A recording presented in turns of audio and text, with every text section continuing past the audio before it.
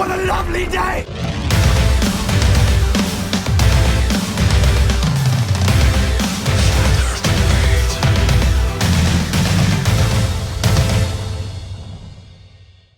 Welcome to Flat Earth Debate, Uncut and After Show. I'm your host, Nathan Oakley, and if you are new to this channel, or you've not done so already, then be sure to subscribe and hit the bell notification icon to keep up to date with the Flat Earth Debate. If you'd like to join the community debate, then go to nathanoakley.com and check out the Flat Earth Debate forum, which you should definitely all join. If you'd like to support the channel, there is a super chat that runs alongside each of these shows while they premiere. There's also a PayPal, Patreon and crypto link in the info box below the video. Speaking of Patreon, I'll do a quick shout out to all of the people who do support me on Patreon. So a massive shout out to Adrian Quintana, Alistair Main, Billy Highvault, Burn Fat Till My Stomach Is As Flat As the Earth, Charian Cat, Dank, Edwin Johnson, Felix Hung, Fireball X, God Rockin, Jeranism, Kirsten Smith, Life is Short, Matt, Michael, Paige, Qatar Craig, Reinhardt, Renee, Sam Hine, Skeptic936, Texas Mike, theflatearthchannel.com, Tina Baker, and I believe one more. Let's just see if I can scroll my page down a bit more. Anybody out?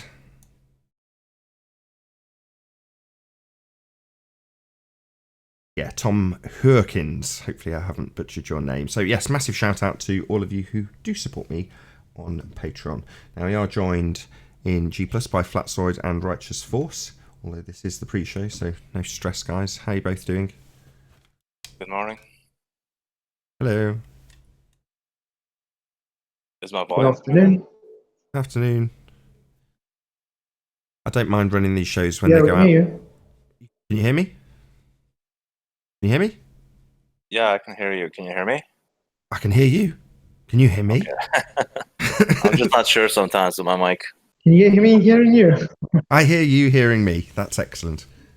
I was just going to say I don't mind these like Monday to Wednesday shows go out on the second channel, the Uncut and After Show, and it tends to be a more forgiving audience. In other words, in these pre-shows where no one necessarily wants to have a great big engaged debate or conversation. It's just typically people going and getting coffee and setting up for the actual show. But I don't mind that so much on the Monday to Wednesday shows. But on the Thursday and Friday shows, the Uncut and After shows go out on the main channel. So in other words, this bit's like the crucial bit because it's the main audience, the biggest audience, and this is the bit that they're going to tune in to find out if they actually want to watch the rest of the show or watch any of the show for that matter. Not necessarily the case on Monday, Tuesday and Wednesday though, which is nice because it means we can leave a little bit of dead air and people will just amuse themselves in the chat while they're building up the audience, which is much, much, much better for us. So you heard it here first. We don't care about the audience watching now. I do care about the audience. I'm saying that they're more forgiving for what this is. This is the setting up bit. The whole purpose of this bit originally was because there was often conversations between the guests before the show started, and they were often interesting conversations. And when they're first voiced, whatever the thing being talked about is, the enthusiasm level is normally 200%. You hear it, and then you go, oh, can you just repeat all of that for the live audience? You start the show, and you might get 70% of what they said with 20% of the enthusiasm. So I was like, well, if I can just start recording, even if there's dead air, it's going out on the second channel anyway. It's, I don't want to say it's less important, but like I say, the audience builds up knowing that this might be the slowest part of the show. There might even be dead air. And like I say, that doesn't mean that the people who are watching on the second channel are going to immediately tune out because they're subscribed. It's like 80% versus 20% subscribed versus non-subscribed on the second channel. In other words, most of the people who are watching already know what they're in for. It's not people who are unaware of the show that are watching it on that channel. They're all well aware of what they're going to get when they tune in.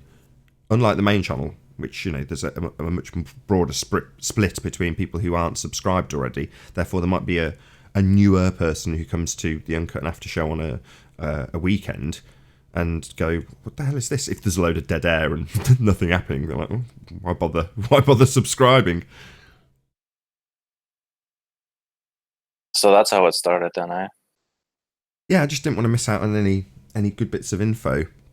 And I thought, well, I'd rather sacrifice the risk of a little bit of dead air just to know that some of those conversations, which some of them have been fantastic, don't go to the wayside and just get forgotten. I remember a recent episode where you're like, I just got to do some stuff, Ranty. Just it's just you or something like that. And Ranty's like, okay. And then you went to get your coffee and you were relying on him to like fill the dead air, and he just sat there, didn't say a word for like a good couple of minutes. And then you come back, it's like, oh, good thing I can rely on you, Ranty. Those are things that Ranty's been like ever since I've known him doing YouTube videos. So he may or may not change that, but certainly that even when it's not my show. So I was on his, I can't remember which show it was about. I think it was about the housekeeping questions, and we were all chatting away, and suddenly the host has vanished, which does happen, especially if it's a long show. The person might disappear, nip to the lavatory, get a drink, whatever. And in this instance, Ranty's just not there. And because the host isn't there, everyone else goes quiet. I'm like, well, he's now relying on us to keep this conversation going. Not highlight the fact that he's not here, and then highlight it even more when he gets back. So we have a 10-minute conversation about how the fact he wasn't there for 35 seconds. It's like, just talk amongst yourselves. Pretend like he's just not a part of this conversation. It's not necessary to just leave a minute of dead air just because the host's nipped off for a second.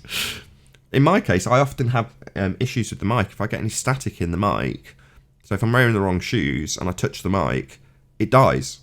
And suddenly I've got to scramble behind the PC, disconnect it, restart the desk, reconnect it, potentially restart the desk again, and then I might get my sound back. But, in those few moments, it's like, well, where's our host gone? It's like, well, he's still sat here. He's just got a problem. Well, you got that mindset because you're very, you like to run the show very professionally, right? So others don't have that mindset, so that's probably a reason why. Sure. I treat it as my profession, so I want it to be professional. I want it to seem good. But this is my excuses for the bits that are a bit more like your regular show. Often there will be great big prolonged gaps in between other people's shows. Now, I'm not knocking that. That's just YouTube, right? Sometimes it's not going to be produced and scripted and, like a TV show. There are going to be those moments. But on the other hand, you want to keep that to a minimum, because you're after the same thing that the TV's after. You want the audience, right? You want them to watch and be engaged and enjoy the show. So, a conversation like this is miles better than me nipping off to get coffee. But once the conversation does get going, hopefully in the pre-show, I will disappear. It's just hopefully it'll go unnoticed. That's if I properly mute up and you don't hear sounds of coffee banging. Yeah, that's something everybody misses, because that's in the pre-show. Right. All everybody misses there is just banging you in the kitchen and stuff like that. That's it. Well, sometimes I'll do it, like I say, if indeed there is a decent conversation going, I'll often think, well, no, it's still worth muting up everybody, going on I was about to say going on the live recording, but starting to record and then going and doing whatever I was doing anyway, in which case, I'll just keep it on mute. But if we're not recording and there's literally nobody here, I'm just waiting for people to arrive, and a few people do as I'm banging around, I still want to be able to shout from the kitchen, yes, I am here, or whatever. Not that I do anymore, because it's normally you guys and you know the score, so I don't need to. Yeah, and I like the coffee grinding sound. Yeah. Me too.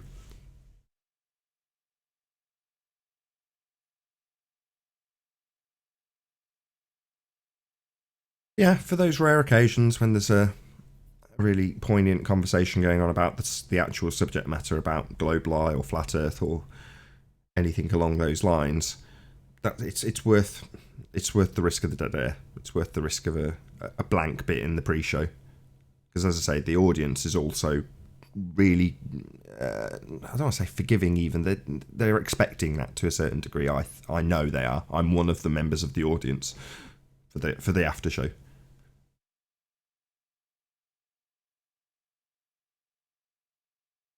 I think Sleeping Warrior's got a presentation this evening at about the same time as this will be going out to an audience. So about 10 p.m. I think he's scheduled to do a show on Ranty's roundtable presentation, rather. Let me guess, it's about gravity. That's his pet subject, though. I mean, I don't blame him. No, I'm not saying anything bad. Yeah, it's just he likes to argue about gravity. Me, I don't. And it was weird. There was a bit of a role reversal yesterday because he's like, "Why are you begging the question for them?" And I'm like, "Because who cares? You know, that entropy's not overcome by gravity, even if you do give it to him. So who cares?" That was my attitude. Not really being very considerate of the fact that Anthony's well in the trenches and, you know, fighting against that, and I'm not really helping matters. So he's like, you know, telling me off, basically wagging his finger at me going, "Can you not beg the question for them? The amount of bloody times I've had you nag me about it." I'm like, yeah, okay, sorry. But my bad. So that was an interesting bit of role reversal. Me nagging Anthony is normally the situation. Don't beg the question for them. Don't automatically assume we've got gravity. Don't automatically assume we've got a spinning ball Earth. Don't automatically assume that we have Coriolis deviation. You know, let them explain what their claim is, and then pick it to pieces, rather than letting, you know, because then you can ultimately cut their head off right at the beginning if you choose, or you can toy with them, you know, chop their head off and point out that they begged the question after you've picked apart some of their nonsense, but you still ultimately are destroying the argument so long as you don't beg the question for them, because then you're just the one doing it. And, you know, they could point it out to you. Obviously, they're not going to because it's their argument, but, you know, you're never going to use that as the win if you're the one that's begged the question in the first place. So if Anthony comes along after a discussion about Coriolis or, I don't know, what was that particular, gas pressure without a container, and I'm saying, yeah, you can have your gravity, have it at full force, it's never going to overcome entropy, you're never going to show that. So who cares? Have both. And Anthony then comes along after the fact and says gravity isn't real. Well, Nathan said I could have both. He said it was Christmas.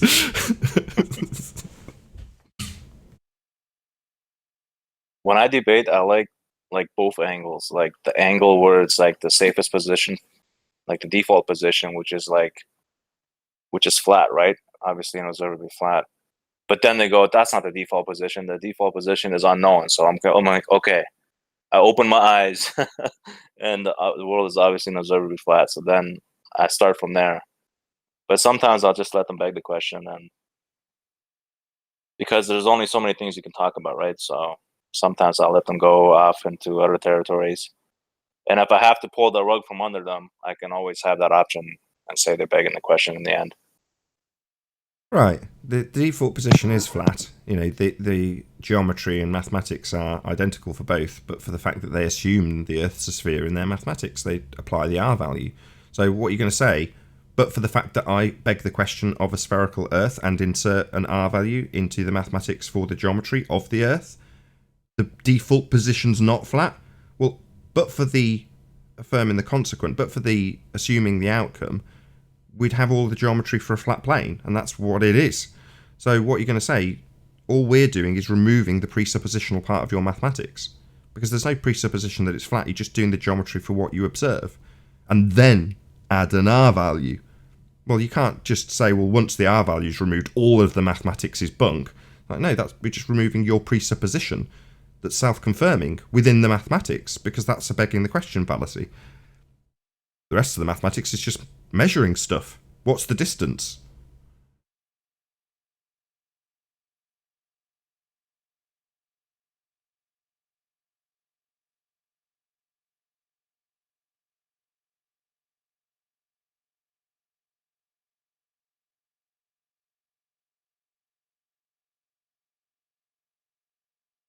They don't talk about the R value much anymore.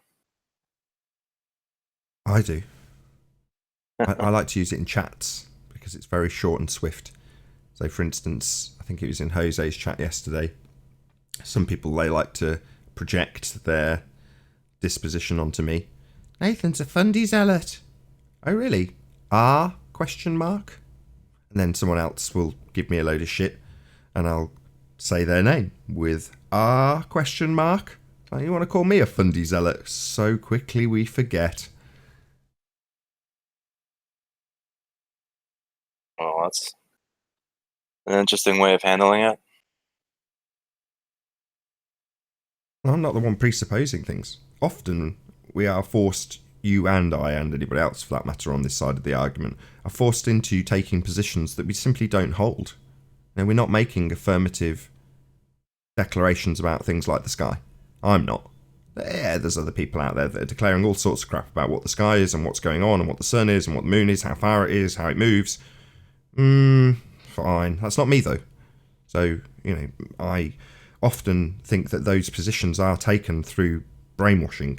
In other words, you're kind of led into taking those positions to give answers to fundamentalist globe religious zealots who are demanding an answer to a position that they already have an answer for. They're already making an affirmative claim, and they demand that you explain how they have got it either incorrect with a demonstration of how you've got it correct. It's like, well, I'm not making any claim. I don't know what the sky is. I don't know what the sun is. I don't know what the moon is. You say it's a giant ball of gas. You say it's a rock in the sky. You say it's a vacuum.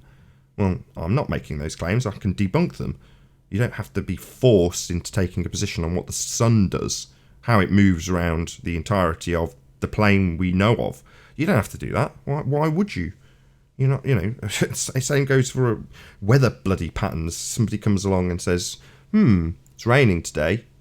What's your explanation for what the weather will do tomorrow? I don't know. I'm not a meteorologist. Well, in my model, it says that I don't give a crap. I'm not a bloody weatherman, nor do I care. But what I do care about is you coming up to me and telling me, or forcing me, my family, and everybody around me into a religious belief by pure fiat. Just foist it upon everybody, and when anybody challenges it, you ask them for their explanation, like somehow having an explanation trumps all. And if you don't have an explanation, you can't defeat theirs. No. Sorry. Okay, that's good for like the debate, for like the advanced debate arguments. But I noticed for the newbies, you kind of need like some alternative explanations for some, or have some idea how some things could work. I noticed that's how I was when I got into the flat earth. Like, I always wanted to know, well, how else could it work? For some reason that always comes up when you're new to the subject. Yeah, and that bit's fine, and I think that's the best bit about this. It's the next step that's the issue. Asking somebody else to tell you why and how, as opposed to trying to figure out how and why for yourself. Figuring out that you don't know and someone else has lied to you leaves you in the position where you can either say, well, who are the people in charge? I must find the answers from them. Why have they lied to me? What is the truth? Or you go, I wonder what the sky is. Maybe one day I will find out. But am I going to rely on next man? Probably not.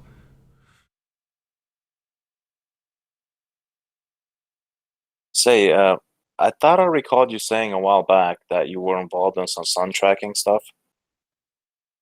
Yeah, that was one of the first things I was like extremely intrigued in what the sun was doing in terms of its movements. So what I arranged was something called Tracking the Sun on a Flat Earth Live, and what I asked was the participants, similar format, although with far less safeguards in place. I gave out the link to the Google Plus Hangout to anybody who was watching the live stream and requested that they filmed the sun with their mobile phone live at sunset, sunrise and solar noon, and document it with us, and we plotted it on maps and saw what we tracked the sun to do. The net answer is, I don't know what the sun is. I don't know what it's doing, and it seems to move relative to your position, so it's pretty useless. You can get a vague idea of what it's doing, and you can roughly correlate that up to a globe projection. What use is that? Not a great deal, if I'm honest, but it told me more about what I don't know than what I do, and it didn't answer many questions other than some of the projections will match up. Well, then you find out, well, why? Well, because that's the derivative. That's where the information came from. That's where they derived the equator. It's also where the begging the question fallacy would come from when deriving the sun's path. When you assume that the circle that it is implied to take, and you can seem to track that it does just that. I'm being tentative for a reason, I won't go into details. But that derivative is taken to be spherical. That's the R value. That is the root of it. So you take the sun, say, okay, it's moving around in a circle. Well, no, it's actually moving around the outside edge of a sphere. Then you get your R value, spherical R value. So yeah, of course it's going to match, but so what? That's where this stuff came from in the first place.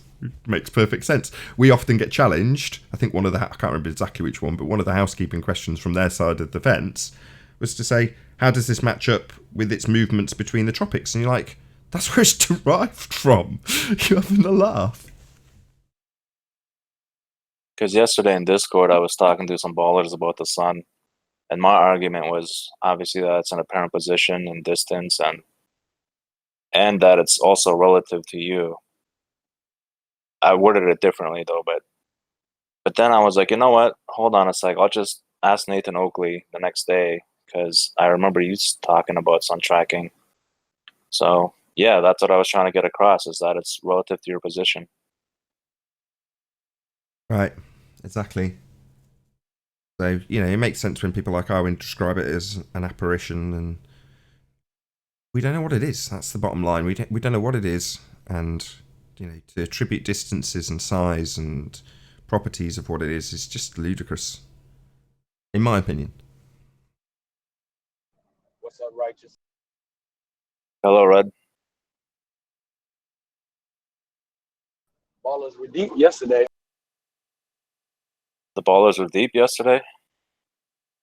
Yeah, I said the ballers were deep yesterday. They came in hard. Balls deep, hard. Okay. Just keep it clean. No, ballers. Hey, Nathan. Hello. Red is one of the regulars in the Betty Yeah. Discord. I said when Nathan leaves, the ballers come in hard. Fair enough. Yeah, especially if it was a rough show, then they have to vent. It seems. They have to share their pain, do they? At least they can. Discord's good for that. Nathan, you good. You do a great job on the show. Keep going. Thanks. I enjoy it. Yeah, I sleep well. I enjoy it. The only thing that's, like I've said this so many times now, the stories about depressed fundies being globehead religious zealots. After the show, I kind of, sometimes you've had a good show, sometimes you've not got a good show, but as you get on with the day, right? It's not like it's weighing heavy on me after the fact. Oh no, have I proved the point that you can't have gas pressure without a... No, I don't concern myself with it, but obviously the other side of the fence definitely do. They're deeply concerned with it, right? that's very telling. It's not easy when the truth is not on your side. Especially if it seems like the truth is obviously on your side. So most of them come in with their presuppositions held tightly and will argue based on the fact that they're right in the first instance. So that's got to be tough when something clearly demonstrates them to be incorrect. We do this summary like once a month or something, but the most recent being Coriolis effect. It's going to move on to gravity, it seems, but Coriolis effect, they've been absolutely obliterated. Most of the time they're arguing for a lack of Coriolis effect. So it's now become so concise that I see other people parroting the exact same arguments that have happened here. And you think that's fantastic, that's the whole point. Get everyone's arguments so that they can concisely pull apart a fundy when they're double speaking around Coriolis effect or the lack thereof. And spotting it used to be my nightmare in the first 2 or 3 months of Flat Earth, because I couldn't wrap my head around it. There was so much double speak about Coriolis, I hated it. Now it's like my version of Anthony's gravity, right? Yeah. I'm still kind of learning how to argue it a little bit better, especially against people like Zanuck, because they like to slip away. They know how to slip away real good. Yeah, Like I got Zanuck yesterday to the point where he was like, it's there, but it's like barely noticeable. So it's like, so he can hold two positions basically. yeah. I'm in talks with Mind Warped at the moment to make a demonstration easier for them to understand. You either have it or you don't. Either the Earth's rotating underneath or it's not. And most of the time they're arguing for why it's not, why there isn't deviation, having single reference frames. They're arguing against Coriolis. and this is something that only over the last couple of weeks has really been driven home, how the doublespeak actually works. Start by asserting Earth has Coriolis, proving it's spinning. Then transpose that into spinning with atmosphere spinning with it. But because most people aren't that au fait with the Coriolis effect in the first instance, and a lot of them associate it solely with Earth, they assume that that is the correct description of how a Coriolis effect works. To have Coriolis, you've got to leave the spinning reference frame. Upon leaving, you on the reference frame that is still spinning beneath it, notice it deviating because you're spinning beneath it. So the fundies arguing for how you don't notice it and their hovering helicopters are hovering is to say that they're travelling as one, defying Coriolis. Well, that little unpacking wasn't so concise 3 or 4 years ago. Now it is, to the point where any audience member listening to this can easily parrot what I've just said. The problem is when you get the fundy like you say, Zanuck, and he starts explaining how the reference frames work and describes 2 reference frames simultaneously in the contextualization of 1 reference frame. But he'll talk so quickly and with so much information packed into 1 sentence about both of the reference frames he needs for Coriolis being 1, that you've got seemingly the description of 2 different reference frames and how they work as 1. That's confusing when it's normally through a lot of shouting, a lot of insulting, and told how you don't understand Coriolis. That's usually their ploy. And that's where you lose people. So the last time Zanuck came on here, the way I got around that was to very carefully and concisely get him to summarise which reference frame is what. And he said space is 1, Earth and atmosphere are the other. Therefore, no Coriolis effect. Therefore, you've got a roundabout, like the car example. You know, it's a sealed car. You throw the ball up and down, it comes back to your hand. Well, there's no deviation then. So with the ball coming back to your hand on a roundabout that's spinning, you're not observing any deviation. That's their argument, that you don't get a Coriolis effect because they're travelling together. But they've still got the assertion that Earth is spinning in that argument. Earth and atmosphere spinning as 1. So they're still technically arguing about Earth spinning, even though they've hoodwinked you into not appreciating they've removed one of the reference frames that would give you the Coriolis effect at all. You've got to have the thing that's going in the inertial reference frame leave the non-inertial reference frame. In other words, you've got to leave the roundabout in order to have a deviation. The ball goes up and you spin underneath, therefore deviation. If the ball goes up and carries on spinning with you, there is no deviation. But that's essentially what they have to argue, because we don't observe it. Yeah, that's the conclusion. That's the most important bit for the flat earthers. Because we don't observe any actual deviation in reality. Helicopters can hover. Well, if they can hover, the Earth's not spinning underneath them. But it must, if it's spinning. That's the assertion. Earth spins underneath. Helicopters, aeroplanes, bullets, balls. It spins underneath all of them according to the ball-earth rhetoric. The fact that it doesn't is our winning argument. Their get-around, their smear of bullshit, is to say they're spinning together. No Coriolis. But the actual observed reality is nothing's deviating. Helicopters can hover. Yeah, but they still think apparent is a real deflection. That's their problem. They can't wrap their head around that apparent is just apparent. Yeah, Zanuck likes to argue that apparent is a real force.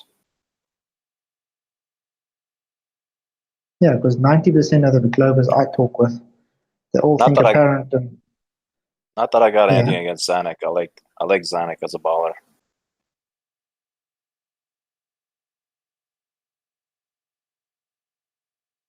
I just think ballers can't visualize what we're explaining. So sometimes we might have to make a demonstration visually so they can understand it more. I don't know. Maybe it's their cognitive dissonance that blocks them from visualizing it.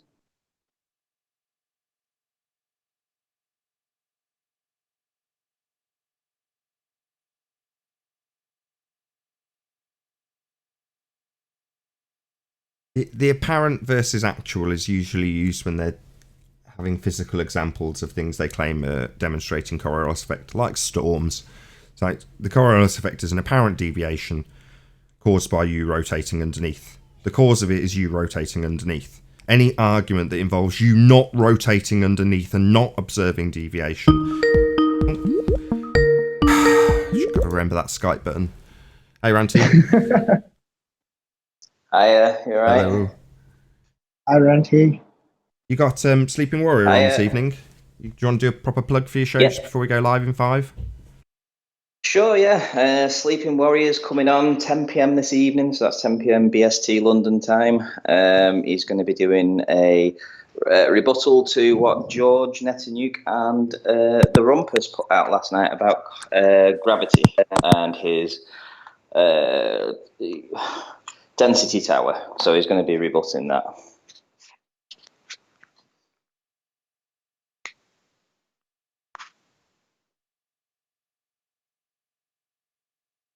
Anything else? Hello? Where is this I channel? lost you then for a minute. Ranty Flat Earth, R-A-N-T-Y space flat space Earth. Whoop, whoop. Am I still here? Woo-hoo! Yeah, you're still here.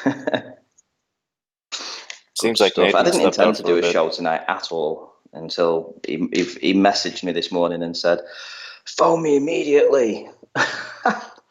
So I did, and he says, I want to go on and I want to rebut what they said. They're talking out the backside, so we shall see.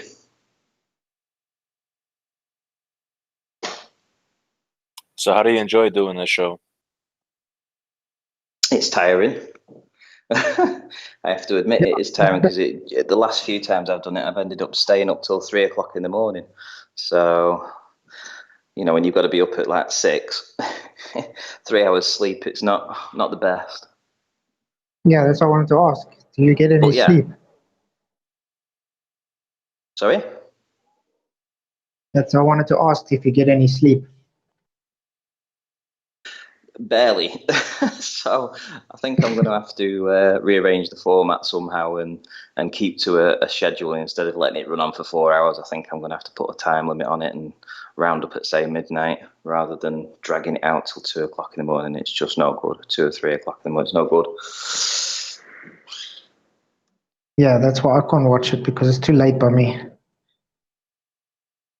Yeah. Oh, it was. But at least I can. It was At least I frustrating can for download Rumpus and watch last night later. because his computer kept freezing. So it took him about 20 minutes to actually even get the first few sentences out of his presentation.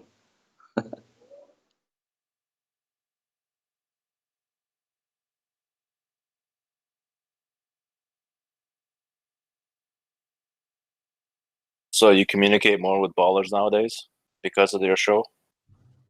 Hello, Tintman. No, I associate with well, we had the show before. We had Nathan Oakley came on, Sleeping Warrior, Arwin. We had Spurs Chemo, myself. Who else was there? Brian, I think, joined.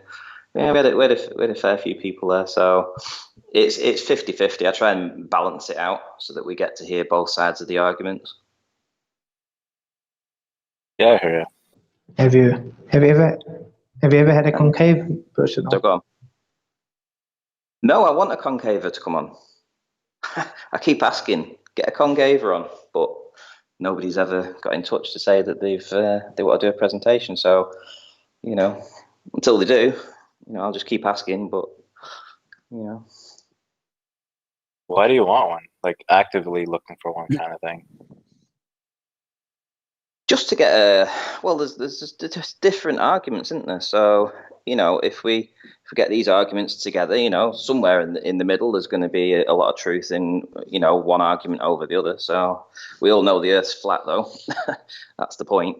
But it's a case of let's learn their arguments so that we can, you know, address those arguments.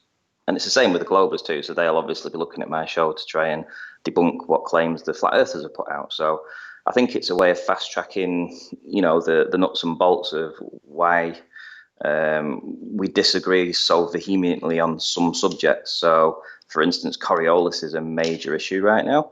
So, you know, we've had, you know, two of the most quote unquote educated people on the globe side with the Rumpus and George Netanyahu come on to talk about Coriolis last night.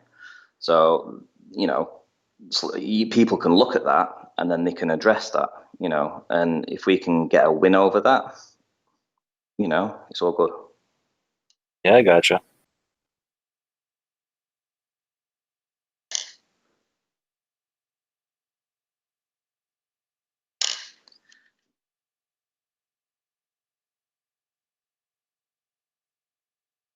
So, do you plan on Terrible making? here at the minute. What's up? I was gonna say, Randy, do you plan on making some background noise today on the show? I was going to say, try to be vigilant with your mute button if you don't mind, Ranty.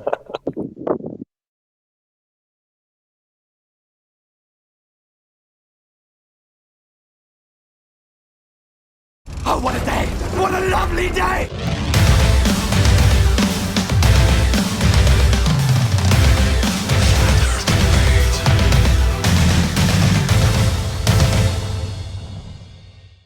Welcome to Flat Earth Debate Live.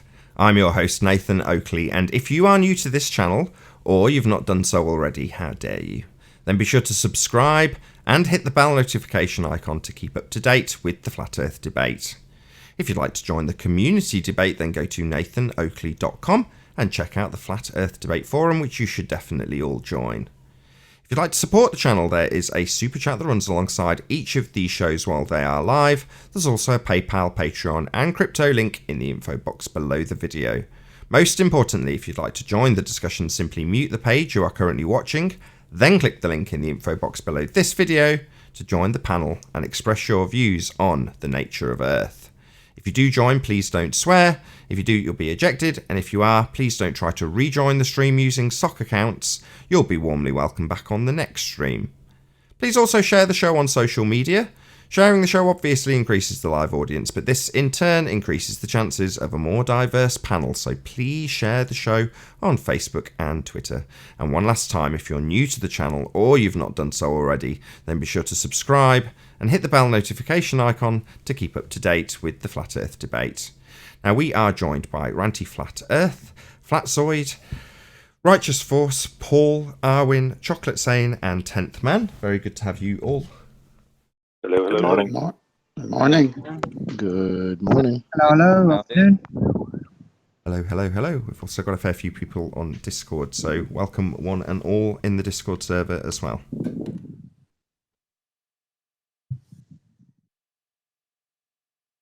Hey, how you doing, Nathan? Good to be here. Right on. Save me doing it. Any signs of Earth curvature, ladies and maybe gentlemen? Gentlemen and maybe ladies, I should say. Observably flat.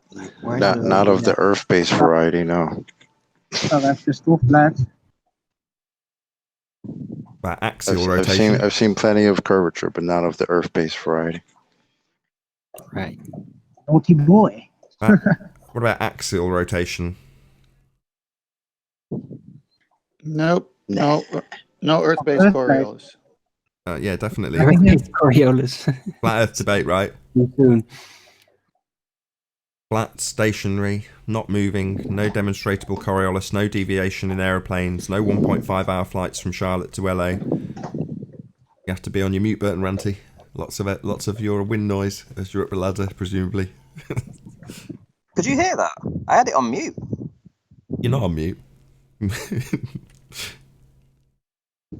My bad. All right. Any evidence of a molten iron core at the centre of a presupposed spherical Earth?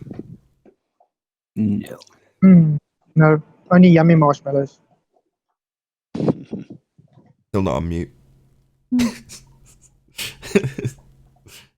Any evidence of the presupposition itself, the R value? Nope. Well, there is evidence The of R a been on here. presupposition, but Go on, Arwin, sorry.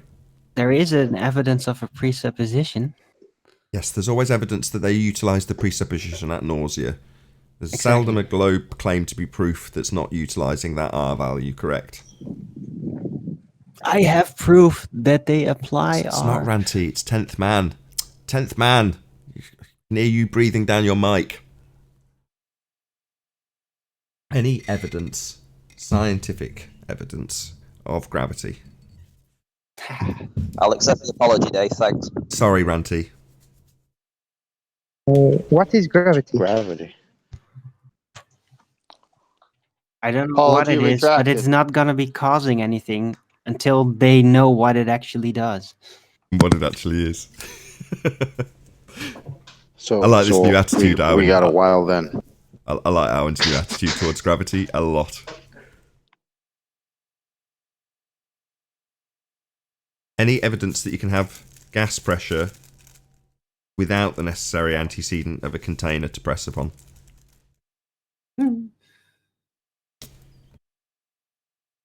It's gonna be tough. No. Definitely no. Any evidence of the distance to the sun? No. Just claiming. Nope. No matter how much they like to assume that our model has physical bodies hovering over that disk, there's no actual evidence that there is a distance to the sun or any of it other than an apparent distance. Right on. Well Yeah, it's said. just assumptions. I think that's it. I think that concludes the housekeeping. Thank you to all who took part. It goes too quick these days. Housekeeping? It's because there's no fundies challenging anything anymore. But why would they? They wait Yes. till the housekeeping's over and then they'll come in and assert things like Coriolis through the back door rather than saying, yes, I have evidence that Earth has an axis that is rotating. We have this thing called the Coriolis effect. Oh, really? What about hovering helicopters? We don't have Coriolis effect. No, that's not how it really goes. Hey, did you see us on Jose's being subjected to the housekeeping questions of Bob the Science Guy? It was pretty funny. Riley and me had a lot of diverse answers, but we would just answer every one of them. Right. And then I asked, like, yeah, how about our housekeeping questions over there at the debate? They literally ignored that, of course. It was probably like mutter, mutter, mutter, whisper, whisper, whisper. I did wonder. Yeah, you just don't understand what you're talking about. I saw Jose had a big audience, and I was like, oh, I wonder why the audience numbers are so much bigger over Jose's. And I went in and found that you and and Sleeping Warrior, and I'm like, oh, right, that's why. Yep. Yeah, Schrodinger's I cat. like to get on with him. Yeah, Schrodinger's in cat there. on the show, and Schrodinger's cat asserted that hovering helicopters have got nothing to do with Coriolis. I'd just like to point out to Schrodinger's cat that that is precisely our argument, that you should have Coriolis underneath something that's left the rotating reference frame if you have a Coriolis. He then went on to assert that it only has anything to do with things that move north. So from the chat, I was pointing out with some rather berating swear words about his name, that he's asserting that there's zero rotation underneath a hovering helicopter, but if it moves north, it starts rotating underneath it, according to Schrodinger's cat, who, let's be honest, is also completely idiotic.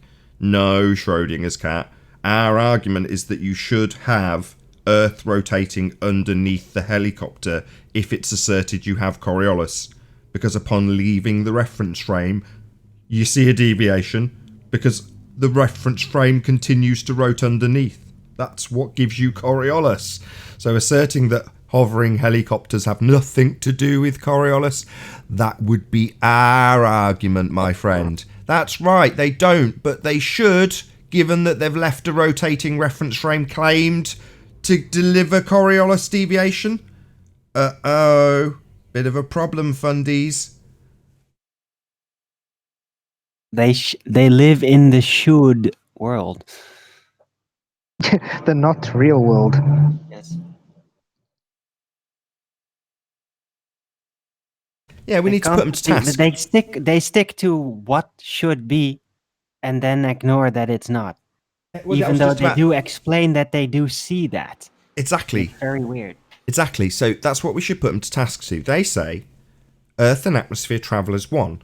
It's spinning together, and that creates a single reference frame that will demonstrate no deviation. So first and foremost, they're flying in the face of Coriolis effect. Oh, we don't observe Coriolis effect because Earth and atmosphere spin as one. So first we need to see a demonstration of that being the case on a small scale.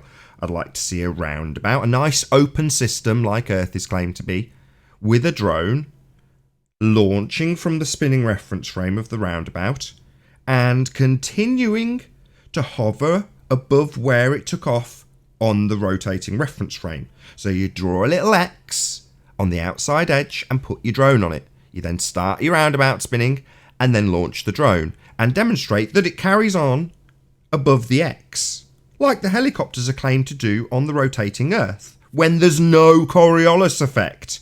So once they've demonstrated that a roundabout and drone can yield a zero Coriolis effect, once they've demonstrated that, they can then come on, present it to me, and have me laugh my tits off at the fact that they've just proved a lack of Coriolis effect. And they're supposed to have one on a spinning ball Earth.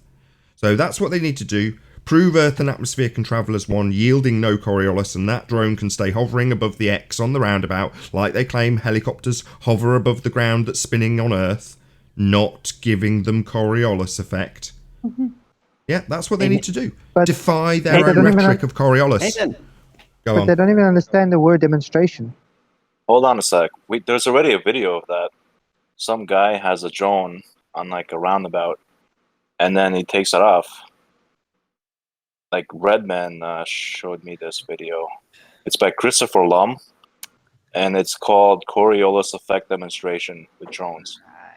So anybody wants to look that up? Yeah, you guys haven't seen it? I posted it in Master B. Hold on a second. If you're saying it's hold on. If it's a Coriolis demonstration, it's not what I'm asking for.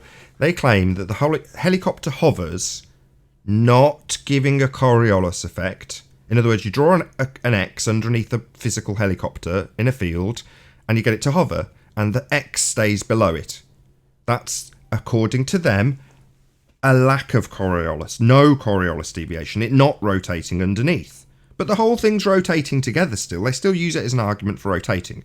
So to prove that that can be the case, they need a drone to hover above an X on a rotating roundabout. Not demonstrate Coriolis. So you're saying you've got a guy who launches a drone off a roundabout and he rotates underneath, exactly as you'd expect, and require to have any Coriolis deviation. It hovers, you go underneath, yeah? Well, they're saying the opposite. We don't have Coriolis, even though they argue for having an Earth-based Coriolis effect, by saying that you can hover in a helicopter. Well, no, you should never be able to hover in a helicopter. Earth's rotating underneath, according to you fundies, who claim we have a Coriolis effect. So that's a demonstration of a lack thereof, and to prove that that can happen on a rotating platform, which is what they're also claiming, they need to demonstrate a drone above an X on a rotating roundabout. They'll never do it, but that's what they're claiming. Can I intersect But, for just a second? but they have found a solution to this, though. They are simply not taking the Coriolis effect at the really is level. That way they're always safe. Yeah, they often work at the not really is level. So I had probably two of the most quote-unquote educated globers on my channel last night, George, Nathan Oakley, and the Rumpus. So no matter what you think about these guys, but they that can't stand as a claim. George is batshit insane. He's senile. He's not intelligent. I don't know why you'd start out your opener and expect me to let that fly. No, demonstrably insane. Also has very short memory. So I said something to him, debunking his assertions. Within moments of me leaving, he reasserted his position, presumably because his senility has taken such a strong hold that he can't remember something someone said to them 2 seconds earlier. Well, that's not senility, that's amnesia. Essentially, they still have these qualifications if you believe their own rhetoric about who they are and what they do. But they came on and they talked specifically about this. And the Rumpus, for instance, I asked him a direct question. I said, if the plane travels for 1,000 miles and the distance is 1,000 miles from point A to point B, how far does the plane actually travel?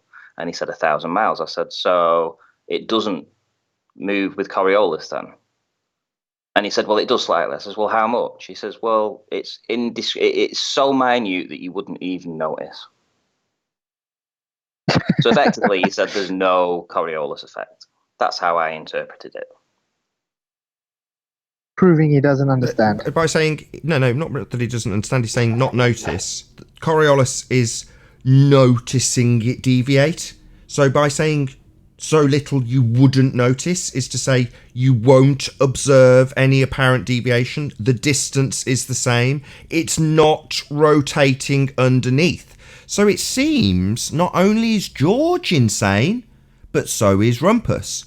You must observe apparent deviation for there to be a Coriolis effect, and Rumpus's argument is there's so little you won't observe it. Oh, Rumpus, you must observe it for there to be Coriolis effect. Your argument that it's so little you wouldn't observe it is in essence a defiance of an observation of Coriolis deviation. So you're saying we won't observe Coriolis deviation.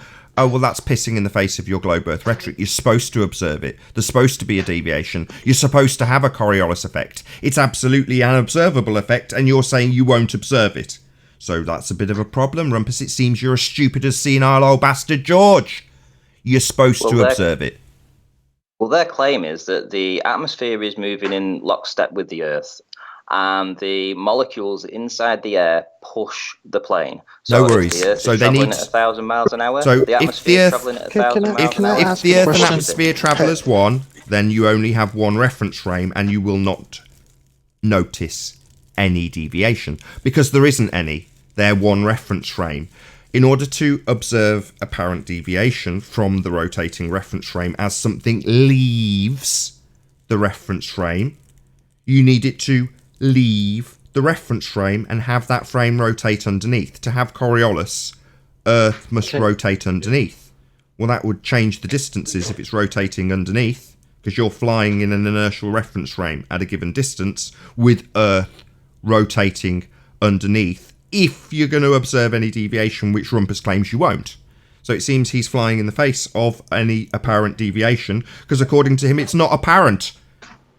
You won't notice it, it's not apparent. Out there. Well, so him arguing, like George, for Earth and atmosphere travelling as one, has got three problems. One, show us a demonstration of a helicopter/drone hovering above an X on a rotating roundabout to demonstrate that that is indeed possible, given that Earth is claimed to be an open system like the roundabout will be that you demonstrate it on. That's the first problem. The second problem is that claim flies in the face of gas law. Gas law is not carried along with Earth because it is unbonded not only to itself but definitely not to the Earth. It's not bonded in their open system. It's completely free to move randomly in all directions. That's problem two. So number one, no demonstrations of things defying Coriolis. Drones on roundabouts above X's as they rotate. Number two, you've got a problem of gas. Gas doesn't behave that way. It's not bonded. It's not velcroed to anything. It's free to move completely freely. Not travelling as one with a ground that moves. And thirdly, you've got surface winds, demonstrably obviously debunking any notion that Earth and atmosphere are travelling as one, because you've got directions of winds that fly in the face of that, very literally, going in all directions, like the gas, which also debunks them, and no demonstrations of a claim that flies in the face of Coriolis to begin with.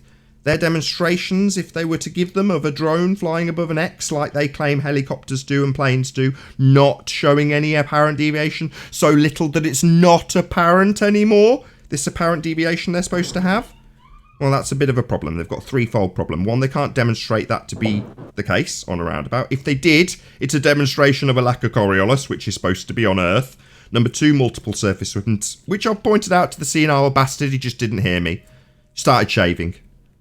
That's what his reaction was. And thirdly, gas.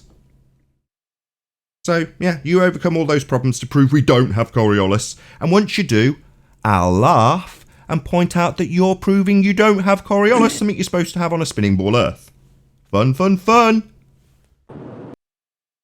So, Nathan, just to bring up the first one, you're pigeonholing the experiment, not what science does. You're saying that you have to demonstrate it to me. Experiment? On a... Yes. What's the independent and dependent variable in the hypothesis? Sorry, you said experiment. What's the independent and dependent variable in the hypothesis for this experiment? Oh, Nathan, but see, the thing is, you're telling me I have to do that experiment. What I'm saying is... It's not an experiment. I didn't say the word experiment. Told you they don't understand You're the wrong. Experiment on the merry-go-round. Shut him up.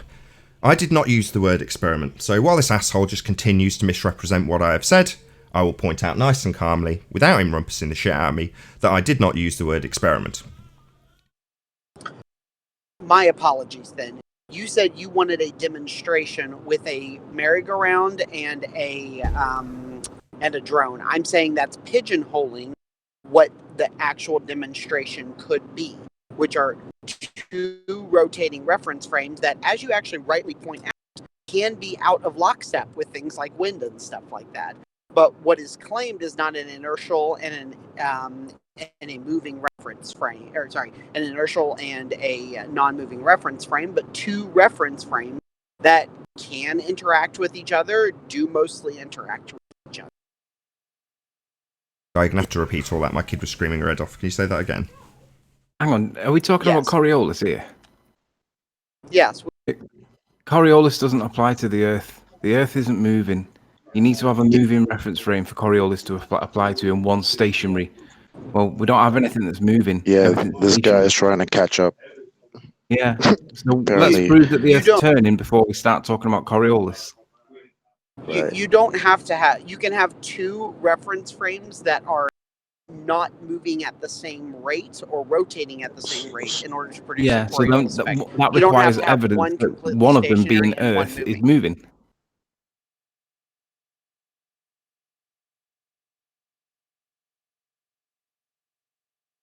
That's a good question, Anthony, because what's your evidence that the Earth is moving? Yeah, you need to have a moving reference frame for it to work. This is where we get that silence, I know, right? but you When can we also ask have for the two evidence. moving reference frames. You can also have two moving reference frames with two different angular momentums to produce a Coriolis effect. Yeah, all right, so that's let's have evidence that one of the reference frames is moving, like specifically the Earth. It's funny, they're describing what's supposed to occur, and which is fine. I think we agree on what's supposed to occur. But like Anthony said, where's the evidence that the Earth is moving? It's not stationary. Because if you can't prove the Earth's turning, then there is no Coriolis. You can use a ring laser gyro. You can use a ring laser gyro to measure the movement, the angular momentum of the Earth at 15 degrees All right, an hour. okay. So how are you going to know it's the Earth that's rotating? Because it's whatever it is fixed to is what it is rotating on, and you can actually test that. Okay, so you know what the ring? No, you can test the. So let's just you know what the ring laser gyro measures, though, right? Hold on. He's saying the ring laser gyro proves the Earth rotates underneath that frame of reference at 15 degrees an hour. If the Earth, I hadn't finished. If That's the not Earth, what I said, though. You're misrepresenting what I said. So is it a demonstration of two reference frames with the gyro what in is one? A demonstration I still haven't finished. And you're talking through me. What's wrong with you, Fundy? Do you know what's coming? Is that the problem here? That you know what's coming? That you know how I'm going to absolutely rip this a new one, and now you've got to talk through every single time I rebut you and say that I've not said correctly what you've asserted, and then talk over me continually like you're doing now. I'm summarising your position. Your position is that you have two reference frames. No, you're not. You're misrepresenting it. But that's well, then summarise your position again. What does the ring laser gyro demonstrate? Which is which reference frame? Please. No, I'm sorry. That's a straw man. It's not. That's a question, obfuscating asshole. I'm asking which is which reference frame, and you're saying it's a straw man. No, it's a question for you to clarify your position. But you don't want to clarify your position because you know what's coming. I'd be happy to. Okay, I'll ask again. Let's see if I can ask again and you can answer my question. Specifically tell me which is in which reference frame. So start by the inertial reference frame is, and then tell me what's in it. Then tell me what the non-inertial spinning reference frame and what that is. Go. Yeah, the ring laser gyro is attached to the Earth in this particular demonstration or measure. That's wrong. You don't understand how the ring laser gyro works.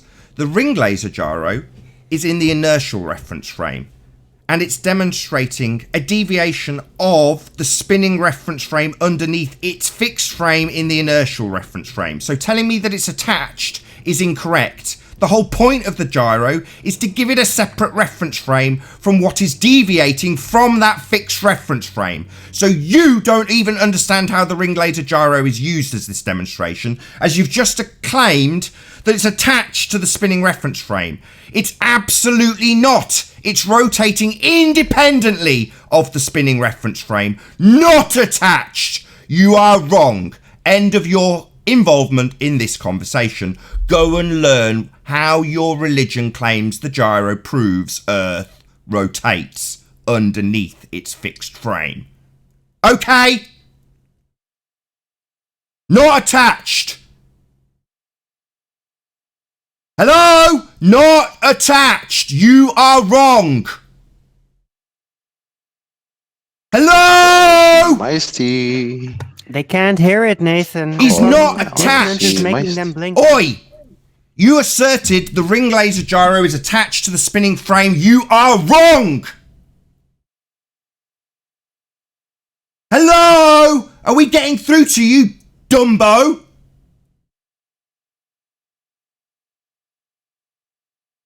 No, clearly he's just going to descend into silence. R.C. Meisty is a retard. He simply doesn't understand how reference frames work and how the ring laser gyro is claimed to demonstrate that the rotating frame of Earth is rotating underneath the fixed frame of the gyro. In other words, absolutely not attached to it, as he's asserted, because he's a moron and wrong.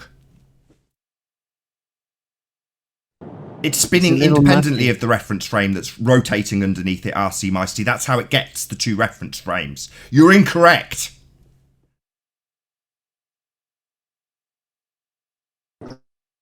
I'm wrong.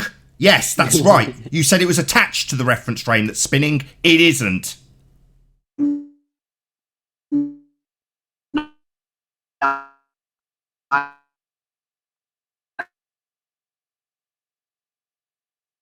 think he's roboting really bad, at least on my end. His algorithm is breaking up. So that's what we get here. Fundies who want to tell us about how Coriolis works that simply don't understand the nonsense that they're spouting. When asked quite specifically which reference frame is what and what's attached to it, he tells me that that's a straw man, even though it's a question, and then when he clarifies, he's wrong. So not a straw man, a question you got wrong. You want to explain to me why you called it a straw man when it was a question that you just didn't know the answer to and asserted the wrong answer for? Yeah, sure. I can tell you why it's a straw man. It's because you keep saying the word underneath. Yeah, it must rotate underneath. That's what gives you the Coriolis effect. You on a roundabout with a drone above it hovering. The drone's not flying towards you and away from you. You're rotating underneath. Which is a false Should I pull out fellow Glober's kosher citation? What he's doing, Chocolate, is he's asserted that it's attached. And now he's saying that my pointing out what is necessitated to have Coriolis is a straw man, because he's going to presumably argue about how the plane and atmosphere and Earth are all travelling as one, attached, which doesn't give you Coriolis. That's why it's a straw man. Oh, so he is going to argue for a situation that doesn't give him Coriolis, because they're all attached. Like he thinks the frame of the gyro is attached to the spinning Earth. He's just wrong. With a bit of nuance. He's just wrong. You don't understand this stuff. Not straw man. Your mistake. No, Nathan, you keep trying to bring the idea of reference frame by saying underneath. Yeah, let's say it again for this stupid dick who is wrong. In order to have a Coriolis effect, you leave a spinning reference frame. For example, a drone on a roundabout. It's in your hand rotating on the roundabout. Part of the roundabout, in essence, attached. Upon leaving that roundabout, no longer being attached, and with the roundabout rotating underneath, you observe an apparent deviation. That apparent deviation is the deviation that appears to be the drone flying towards you and away as you rotate underneath. So you want to tell me again how rotating underneath is a straw man, when in fact it's the very essence of Coriolis? If we would like... No, come on, let him. Come on.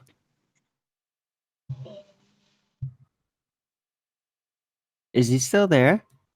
Just whenever he gets absolutely obliterated, he just descends into this quivering little bundle of fear in silence, rather than addressing the fact that leaving the rotating reference frame, allowing it to rotate underneath, is the very essence of Coriolis. The drone is operating. Oh, so he's going to talk while I'm talking. Long silence, then I talk to summarise his position that they're attached, defying Coriolis. He'll talk through me and then presumably claim he's won. He's made his point through me, shouting at him that leaving a rotating reference frame and allowing it to rotate underneath is what gives you Coriolis, not a straw man. The essence of Coriolis.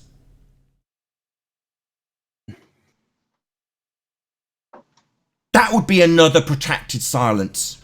Yeah? You're going to start talking now, I'm talking again, pointing out how you're wrong, Fundy. They're not attached. They're separate. And upon leaving that rotating frame, you get Coriolis.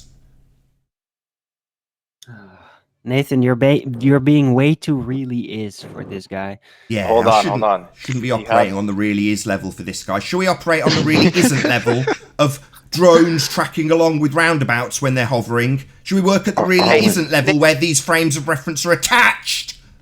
That's a false equivalency, Nathan. Arwin, go to Skype real quick and show that that citation again, just to have it on screen. Oh, okay. He's in Discord, so post it to him in Discord. Have him read I'll do that too. Have him Give me a read sec. it. Have this complete retard read out how he's in defiance of what the globe Earth rhetoric claims Earth should do. Earth rotates underneath to have Coriolis. He's saying me claiming and using the words rotate underneath, while he simultaneously wants to example how they're attached, even though I've got him to define, like I did with Zanuck, what's in what reference frame. And he's saying attached. Wrong, Fundy. You're incorrect. But you're still blabbering on, aren't you? How I'm strawmanning you by saying it should rotate underneath, as it absolutely must to have a Coriolis effect at all. See, and there's the false equivalency. And that you're saying it absolutely, you're telling the other person what their argument has to be. No, I'm telling you what Coriolis is. I'm not telling you what your argument is. Your argument is that these two frames of reference are attached. And when I point out that that means you're immediately going to go to arguing Earth and atmosphere attached as one reference frame won't give you any Coriolis effect. That Nathan, I didn't say that. That's I'm saying it! What is this? What is the fundamental problem with these retard fundies that me pointing out where they're wrong suddenly in their brain translates to that's the argument I'm not making? No, Fundy, I'm pointing out to you, my name is Nathan Oakley. To leave the non-inertial spinning reference frame is to have Coriolis. It rotating underneath is what gives it you. Okay, Fundy, I'm saying it. Yeah, Nathan, and what I'm trying to tell you is that it's a bit more nuanced than that. And you have a bit more nuanced than a rotating frame of reference and you leaving it and then seeing it appear to come closer and further away as you rotate underneath. You think it's a bit more nuanced? No, you think they're attached, and you are wrong. Hey, Nathan, well, guess what? That's a wonderful RC Meisty, are you in the live stream chat? Can you go to the live stream chat, please? On Discord. Yes, please. Yes.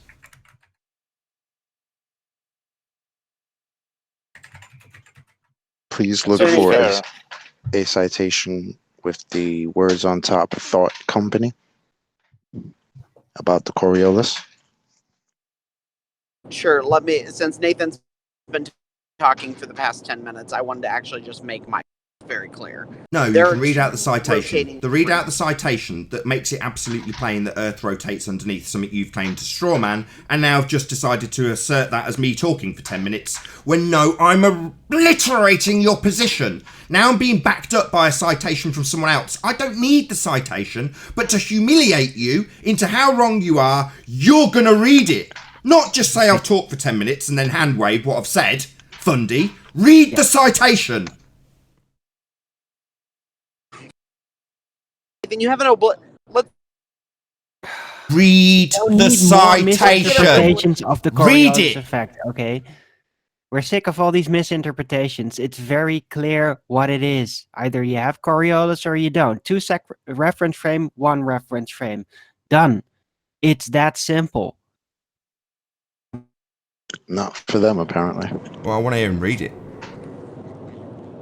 Yes, read the citation. That's what I want to hear. I want to hear him read the citation. Shout out to Flatulent Unicorn who says RC Fundy. Yeah, right on. Let's hear him read. Go ahead, RC. It is one explanation of how Yeah, you're not reading it. You're justifying how it disagrees with you before you've read it. Do you want to just read it? No. You don't want to read it? No, I'm driving right now, so Oh, that's unfortunate. Now he's Then in driving. that case, we'll get someone else to read it for you. All you need to do is shut up and listen. Oh, Nathan, I've shut up for the past 10 minutes. You've yelled. No, you haven't. You've asserted that reference frames are attached when they're not. To have Coriolis, you must leave the rotating reference frame, allowing it to rotate underneath. You've told me that's a straw man, when it's the essence of Coriolis. You keep demonstrating how wrong you are, and when I point out how wrong you are, you do what you're doing now, which is talking through me, rather than accepting how wrong you are and how I'm demonstrating that. When I finished, you then say, I've been talking for 10 minutes, even though you're talking through me, so you can ignore the demolition of your incorrect assertion that these frames of reference are attached. They are not. You are wrong. And the reference we have sent you, the citation we asked you to read, will make that plain. But I want you to shut up and listen while it's read out.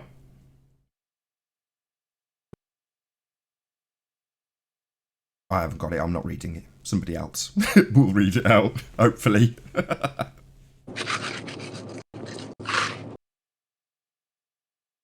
Anybody? Anybody at all? Armin? I can read it if you want. Yes, please, Chocolate. That'd be wonderful. What exactly was It's okay, I Arwen. I supposed think to... Chocolate's on it. Yeah, Arwen, you want to Told read you they'd understand. the citation that I just posted? The last Or- post, Master B? Yes. Yeah. All right. The Kosho citation, I should add. This was a Glober provided citation. Let's be clear with that. That's fine. That's fine, but pigeonholing definitions is No, it's just a citation that defines what the Coriolis effect is and how it disagrees with your assertion that you have attached reference frames, which is incorrect. Your assertion that I'm strawmanning you when I continually point out that you must rotate underneath to have Coriolis. Not a strawman, a fact of the Coriolis, which is going to be read out without you interrupting now, like he's just done. You see, I have to mute these fundies because every time I point out how wrong he is, he talks through me. Now, occasionally I'll take him off mute so the audience knows he's talking through me, but he thinks that by talking through me, it'll somehow stop him hearing it, but also stop the audience hearing me pointing out how wrong he is. These reference frames aren't attached. Yeah, they do have to rotate underneath. You'd have to have Earth rotating underneath a helicopter to observe an apparent deviation. Not attached, not travelling as one, deviating, rotating underneath. Now, you keep saying that's wrong and that I'm strawmanning you, and I'm not. I'm demolishing your position that they're attached. When they can't be attached to have Coriolis, they must be separate. So, okay, Fundy. Nathan, I didn't say attached.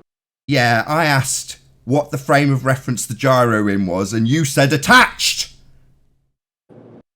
I did not say the atmosphere is... I didn't say atmosphere. I made it clear. I asked you what the gyro was doing, what the Earth was doing, which was in which reference frame, and where they were in relation to their reference frame. I made it clear what I wanted. You told us they were attached. You were wrong. Nathan, what I said... Now you're talking through me, asshole. So yeah, like I just pointed out to my audience, every time I demolish him and his lies... Yeah, you said they're attached, liar. Liar! Nathan, Liar! You lie! I made it clear. I'm pretty pedantic. I make sure to get people to tie down their position nice and clearly. So when after the fact they say, I didn't say these reference frames were attached, because my argument that they are attached is absurd! It can't give Coriolis! Yeah, they'll lie and say they weren't arguing for them being attached, even though I've made absolutely damn clear with his explanation of what's what, that they are being claimed to be attached. And now he's a liar. A liar who's talking through me right now because he doesn't like his lies highlighted. You're a liar, R.C. Meister. You said they were attached. I made it damn straight that they must be separate.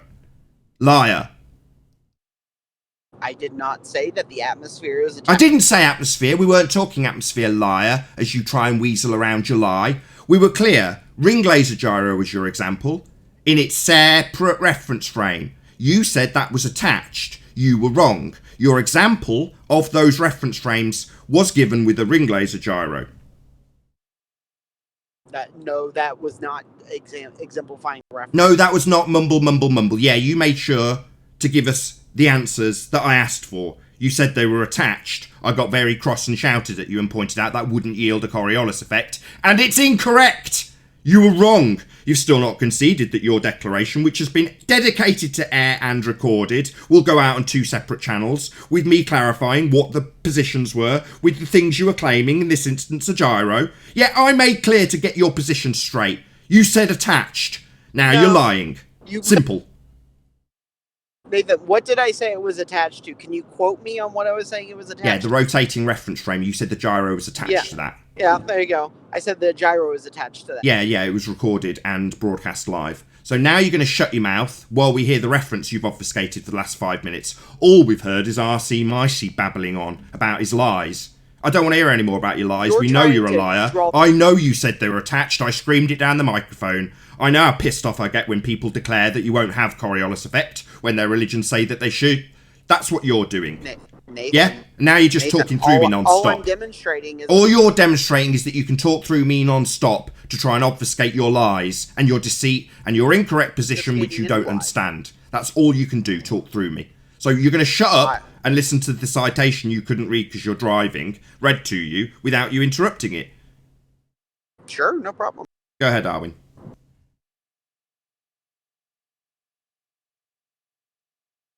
The object is not actually moving off its course. It only appears to be doing so because the Earth is turning beneath it. The main cause of the Coriolis effect is the Earth's rotation. As the Earth spins in a counterclockwise direction on its axis, anything flying or flowing over a long distance above its surface is deflected. This occurs because as something moves freely above the Earth's surface, the Earth moves east under the object at a faster speed. Rest in peace. RC Meisty, is it a straw man for me to make it absolutely plain that Earth would need to rotate underneath a helicopter in order to observe this effect? Is that a straw man or the very demolition of your argument using what is needed to have a Coriolis effect? Straw man or demolition? Vote 1 in the chat. Vote 1 in the chat if you see this as a demolition of a fundy's assertion that they travel as one reference frame attached.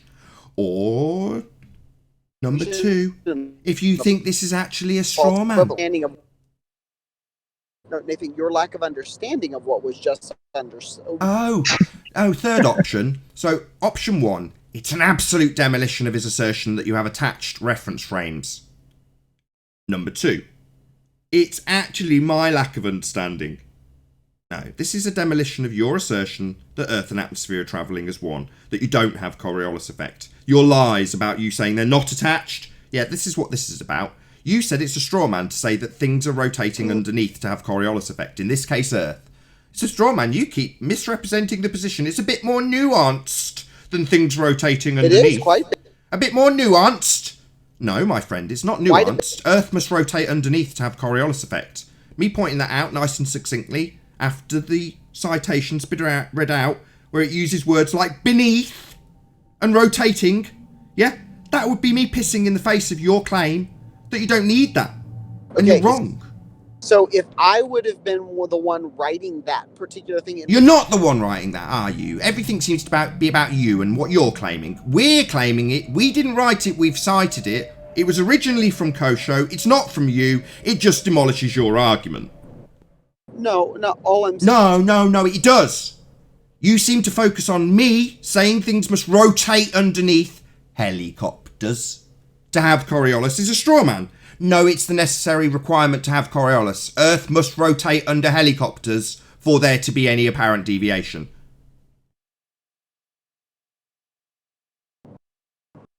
Does Earth rotate under helicopters when they hover?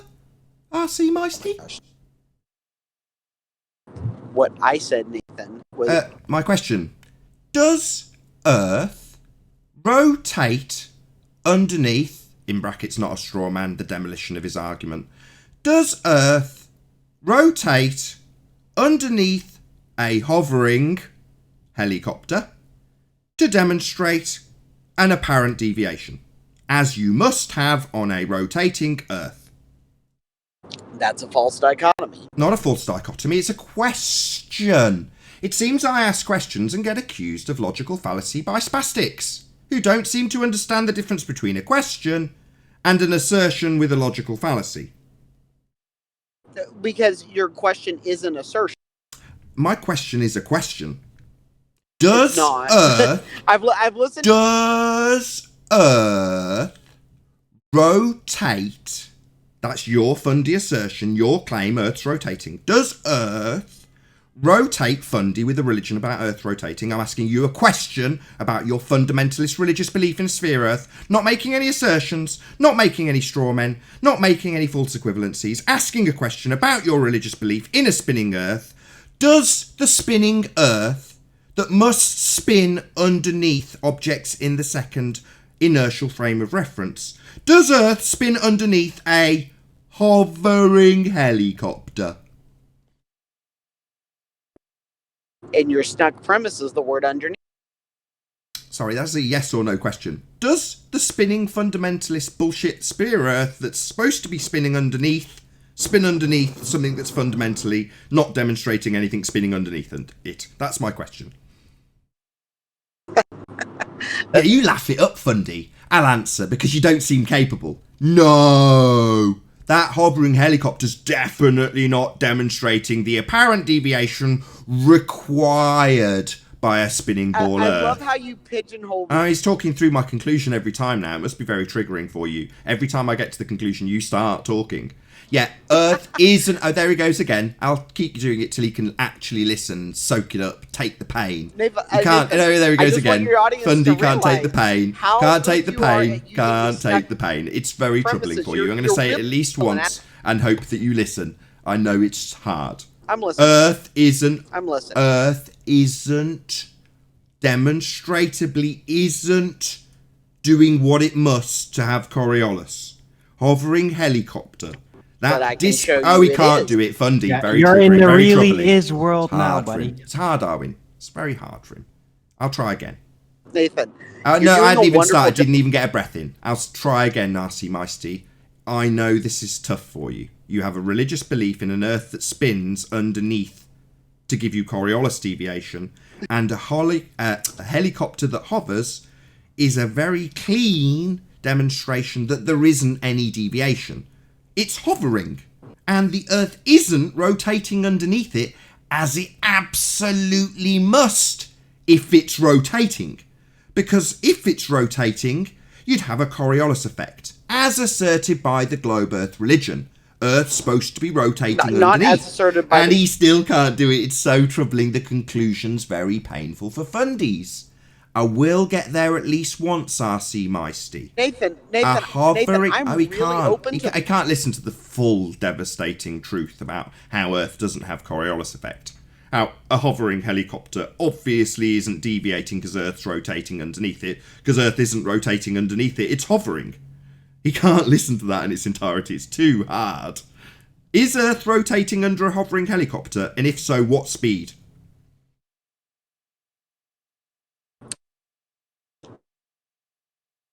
That, ladies and gentlemen, would be yet another protracted silence at a question that he can't claim is a logical fallacy. I've asked how fast the Earth that's supposed to be rotating underneath these things to give you a deviation is rotating underneath the hovering helicopter. Answer, long silence. Can I say something? I honestly don't understand what you're trying. Oh, you're trying to prove Earth is rotating underneath things that are in an inertial reference frame, like a ball, bullet, helicopter and plane, because that's what must happen for Earth to have Coriolis effect. Earth must rotate underneath these things so that you can stay on that rotating frame of reference and observe an apparent deviation because you're rotating underneath it. That's what must happen to be in line with the globe Earth assertion we have a Coriolis effect. Earth must rotate underneath. Now, obviously, if a helicopter's hovering, Earth isn't rotating! Okay. So, Nathan, you have to define at what scale and with what measurement you want me to express my answer. I want you to demonstrate that Earth has a Coriolis effect by demonstrating that Earth rotates underneath helicopters when they leave the spinning reference frame of a claim to be spinning Earth. Unfortunately, by the very definition of hovering, That assertion that Earth is spinning is debunked. There is no apparent deviation. Earth is not spinning. But that doesn't debunk it. Debunk the claim that it's spinning? Yes. Me pointing out that to be spinning, the Earth must rotate under a helicopter. It's claimed to be spinning, and by spinning, demonstrating Coriolis, which the helicopter is not demonstrating. Earth is not rotating under a hovering helicopter. Ergo, Earth is not spinning. That absolutely debunks the claim that Earth is spinning, and proven by deviation demonstrated by Earth spinning underneath. That's what's claimed to prove Earth spins. Gyros, for example. So if a gyro's claiming to prove Earth spinning underneath, then it's got to spin underneath. And it doesn't. Nathan, your snug premise of using the word underneath. Yeah, we got to that with the description. Beneath, it's on screen now for the audience. Yeah? It makes it really clear why you get the apparent deviation. Because the Earth is turning beneath it. That's what it says. That's what gives you Coriolis. But we're back to circle-jerking fundy asshole saying it's a straw man when the definition's on screen for the audience. Nathan's triggered. Not triggered. No. Let's say it really. I like it. Let's say it really calmly. Let's say it with a big smile into the mic, nice and close. I'm not triggered.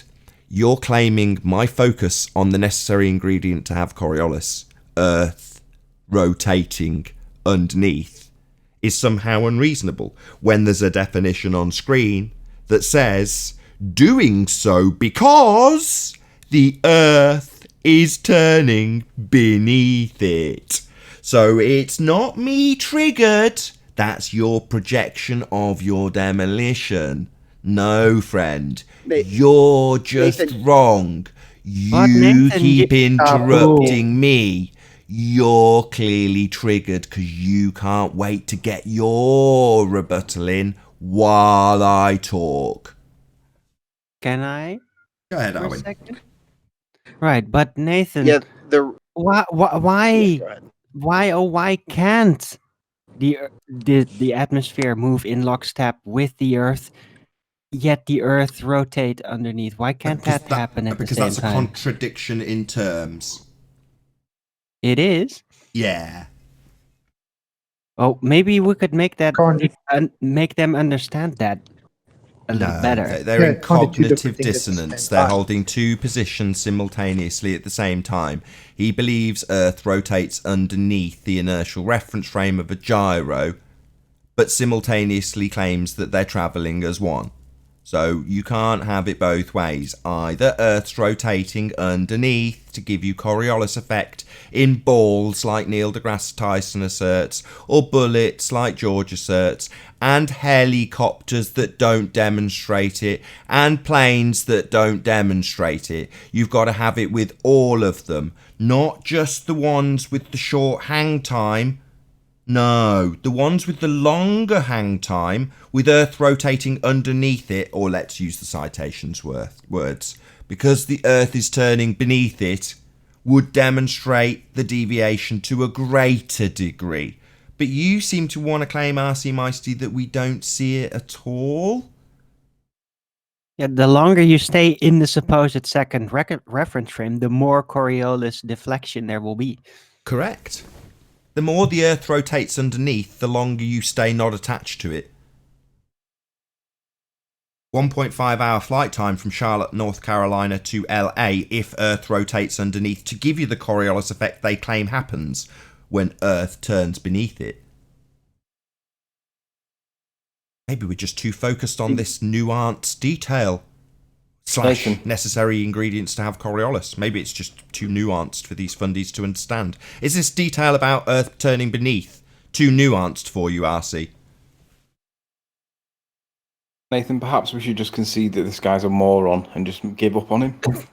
Yeah, I think that it's not just him though. It's all the ballers, all of them. Look at them in the chat. They're triggered because they don't understand this argument, their own argument. They don't understand. They're not understanding that this that's in front of them, this citation from one of them, absolutely destroys their argument. They don't get it. Chocolate.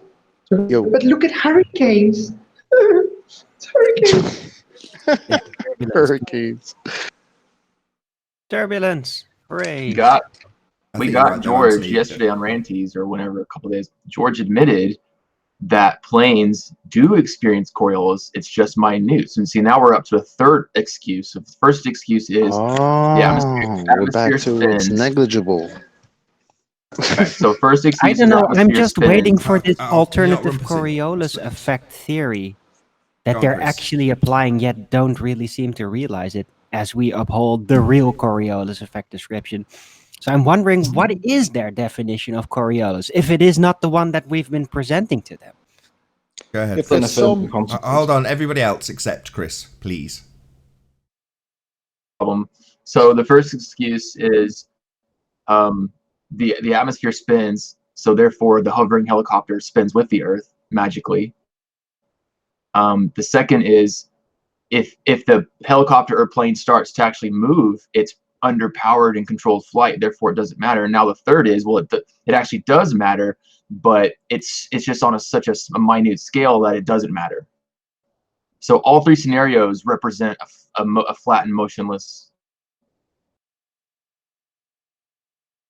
When they say at a scale that you won't notice, the Coriolis effect is an apparent deviation. That means it must be apparent to you, i.e. not so insignificant that you don't notice. That would be not apparent. Or, as we would actually define it, not happening. Funny enough, though, it's immediately apparent on a merry-go-round. Immediately. Yeah, well, that's what I said earlier, Chocolate. They need to demonstrate, if that is what they claim, that planes basically don't really know. You don't notice it, it's so insignificant. Well, they just need to show a drone launching from a rotating platform like a roundabout and staying above the little X it launched from. With very little deviation, so much so that you wouldn't even notice. That's what they need to show. And when they show it, they need us to then laugh at them for demonstrating that you don't have Coriolis effect. Which is precisely what they're flying in the face of. They're supposed to have Coriolis deviation. It's supposed to be actually apparent. Not so insignificant that you wouldn't notice. That's not apparent then, is it? Not happening then, fundies? You're arguing for it not being apparent? Okay, Rumpus, you tell us how it's a not very apparent deviation, rather than the apparent deviation that it's supposed to be and supposed to be there, given that the Earth's supposed to be rotating underneath these planes, to have that apparent deviation. Not so insignificant that it's not noticeable deviation. That's not how they describe it. Apparently looking like it's curving away from you because you're rotating underneath it. That would be apparent. You'd notice. Not insignificant. If it's insignificant so much that you don't notice, then it's not apparent anymore. So there isn't any deviation. It seems like their weasel words are another little obfuscation for the fact that they're arguing for there being no Coriolis effect. So little you don't notice. Well, you're supposed to be arguing for it being noticeable. It's supposed to be an apparent deviation that you do notice because Earth's spinning underneath, and yet Rumpus is arguing for it being not noticeable. Well, this is supposed to be your proof it's spinning, my friend. We're supposed to absolutely be able to notice it. We want to notice this Coriolis that's claimed to be proving Earth spinning, not notice it. Are you dumb? You're supposed to be proving we have the deflection, not saying how little it isn't there. Oh my god, Rumpus is retarded. They all are. They're saying at a 500-mile-an-hour speed of an airplane, it's minute, but the guy standing on Earth shooting a gun has to account for it. So, shout out to Haas in the chat, right? His comment is, the effect is small, only observed over large distances by projective moving very fast.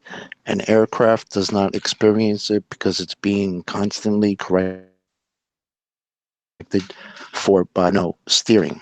Constantly what? We missed that. You broke up. Constantly what? Constantly corrected for by, steering. Okay, so if they're constantly correcting for the Earth turning underneath, well then if they're travelling from Charlotte, North Carolina, which is basically on the same line, there's no correction required. You just get a 1.5 hour flight because Earth turned underneath. It's not deflecting it in any way, shape or form in that instance. It's travelling west along the same line. So from the ground, you're not really going to see any deviation. But what you would see is it hurtling away at great speed because Earth's turning underneath. So that doesn't happen. If you're claiming Earth's turning underneath, it needs to turn underneath a hovering helicopter. Simple. If there's an apparent deviation because Earth's rotating underneath, we want to see apparent deviation because Earth's rotating underneath, as opposed to explanations for why that isn't happening, which is what we seem to get from George, senile old bastard Netanyahu, and Rumpus, the complete moron, who's arguing for there being not enough apparent deviation to notice. Well, it's supposed to be apparent and noticeable for there to be an effect that you're using to prove Earth spins. These people are retarded, like thick. You're thick, Rumpus. Yeah. Stupid. If you think you can argue for there not being enough apparent to notice, then there isn't any apparent deviation to prove your Earth spinning. Not only but apparently that, people can kick field goals and use that. Yeah, so noticeable that he can tweet out. Sorry, Chris, I'm rumpusing you now. Go ahead. Sorry, maybe my volume's low. I don't know. But his response isn't even correct, because if you ask a pilot, which I have done and many others have done, and you ask them, do you take Coriolis into account? Do you factor for it? Do you do mathematics for it? Do you plan for it? Do you turn for it? The answer is no. My boss is a pilot, and I asked him that question, and he said no, he doesn't think about it. He doesn't know about it. He doesn't deal with it. And so responses you'll get are, well, it's, the computer's doing it. It's automatic flight. Well, the plane that he owns is a little, whatever they call prop plane or twin engine plane. It doesn't have that feature. It's all him. It's all manual. And even if he did have it, what about in the 30s and 40s and 50s when that stuff absolutely did not exist? Pilots do not steer correct for Coriolis. That's a fact. But they're not going to account. It's not that they need to steer for Coriolis. It's an account for the Earth rotating underneath. The effect that you might observe from the ground, the apparent deviation, is called Coriolis. You seeing it drifting off in a different direction from your rotating reference frame. Given that the Earth's rotating underneath, accounting for it would be non-existent if you're travelling west on the same line, because it makes sod all difference. There's no deviation or steering to be done. You just arrive really, really early because the continent came to you spinning underneath you. That absolutely doesn't happen because Earth isn't spinning underneath you. And all they'll do is explain why it isn't spinning underneath and why you don't have Coriolis, and justify why we don't see any deviation, why helicopters can hover. In other words, not demonstrating Earth rotating underneath as they absolutely claim it does. You know what I have noticed? It's funny. They'll take into consideration the changing of latitudes, right? A plane flying either north or south, and say that counts for Coriolis. So, but they don't take that same action into effect when we're dealing with east and west. So they think that you'll change speeds going north or going south, depending on if you take off whether from the equator.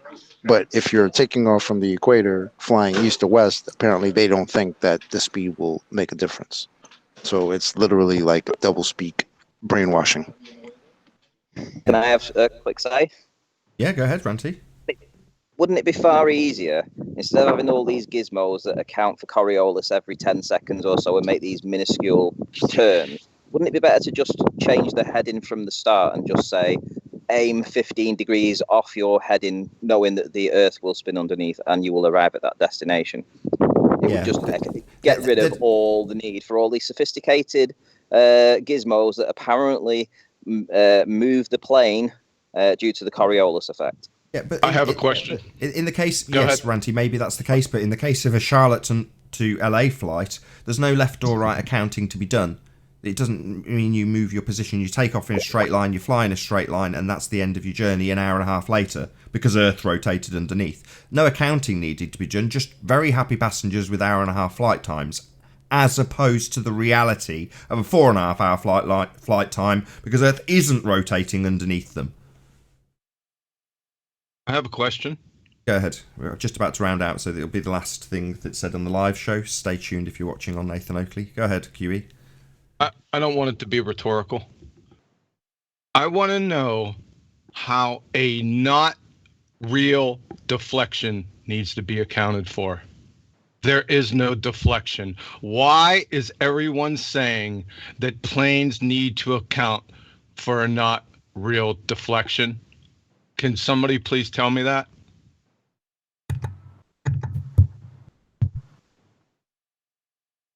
Flat earthers, can you tell me that? I didn't hear the question. Coriolis effect is an apparent deflection. It only apparently deflects by somebody looking at from the rotating non-inertial reference frame to the inertial reference frame. It is a not real deflection. I'm going to say this again.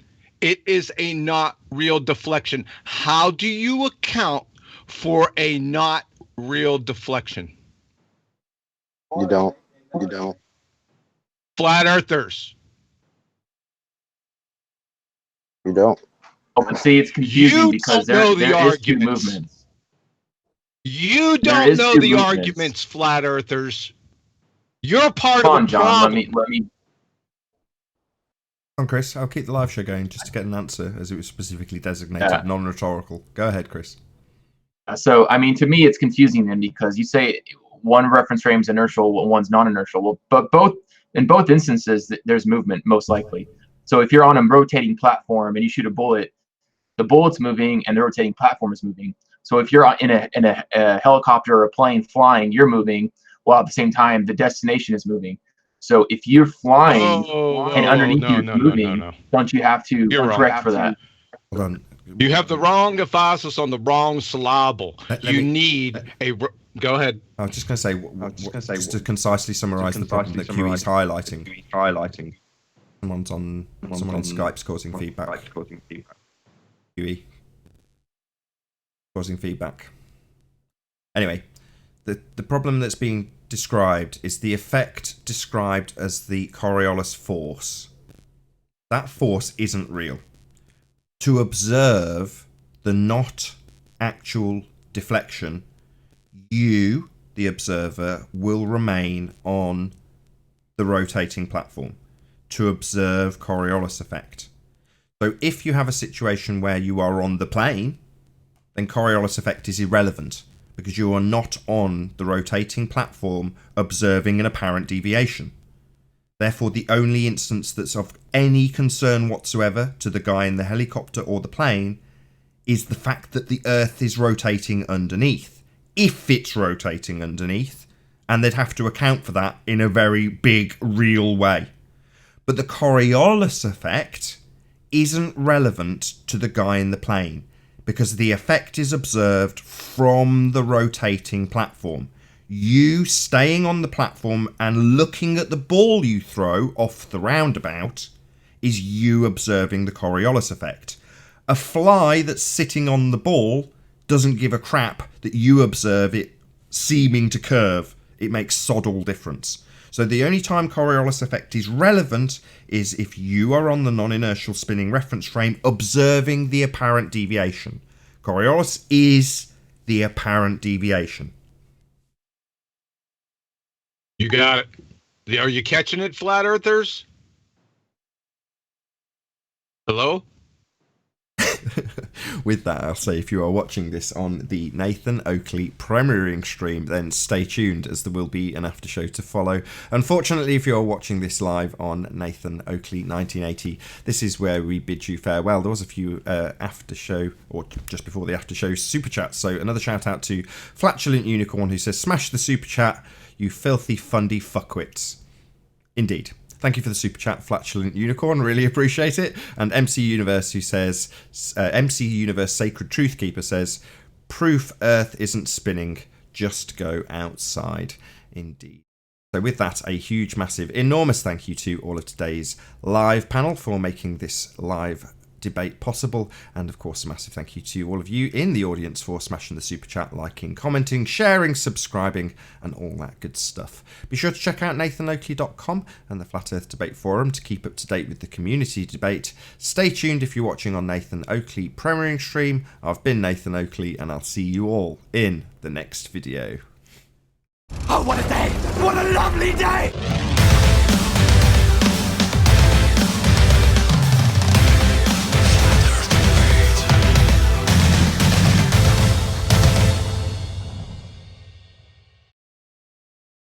him, and will he get it? Hey, Lily. She says good morning. Every time I want to say something, she says something. I was on the Discord, I think it was over yesterday or something, but Zanuck was saying that a hurricane is basically an apparent deviation. And I'm like, Right. Hurricane is a real thing. An actual Anybody want to answer rotating my question? storm front is an apparent one. Okay. Go on, Chris. Everyone hear my question? Mm-hmm. Please. Anyone want to answer it? Oh, I thought you said, did anybody want to hear my question? Did you already ask it? I asked it. Please repeat it. I'll ask it again. So I'm on one end of a roundabout.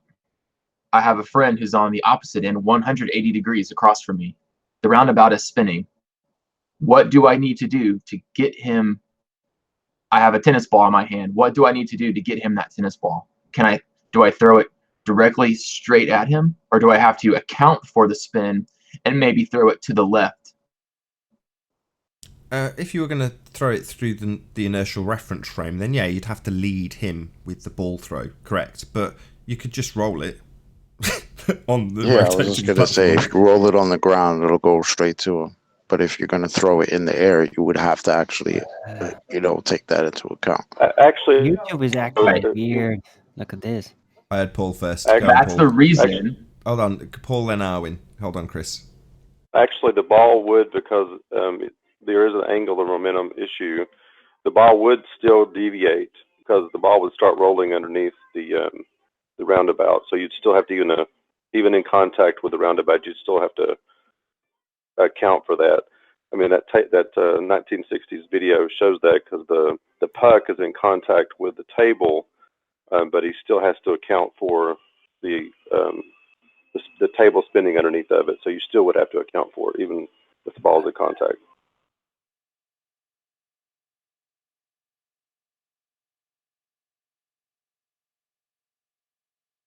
Did you have something to add, Arwin?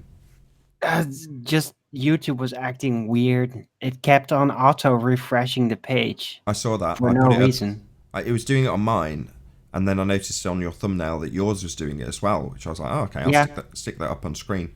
But it stopped now. I hovered over the actual repeat button and it stopped. Yeah, as soon as I put it up on your thumbnail, and the second I did, it stopped flashing. It was crazy, but unfortunately, I don't think it made it through for the audience to see. But yeah, very strange. It's nice having all the screens laid out so I can see stuff like that. Sorry, Paul. Sorry, Chris. Do you want to actually continue the on-topic conversation that we've just completely hijacked? My bad.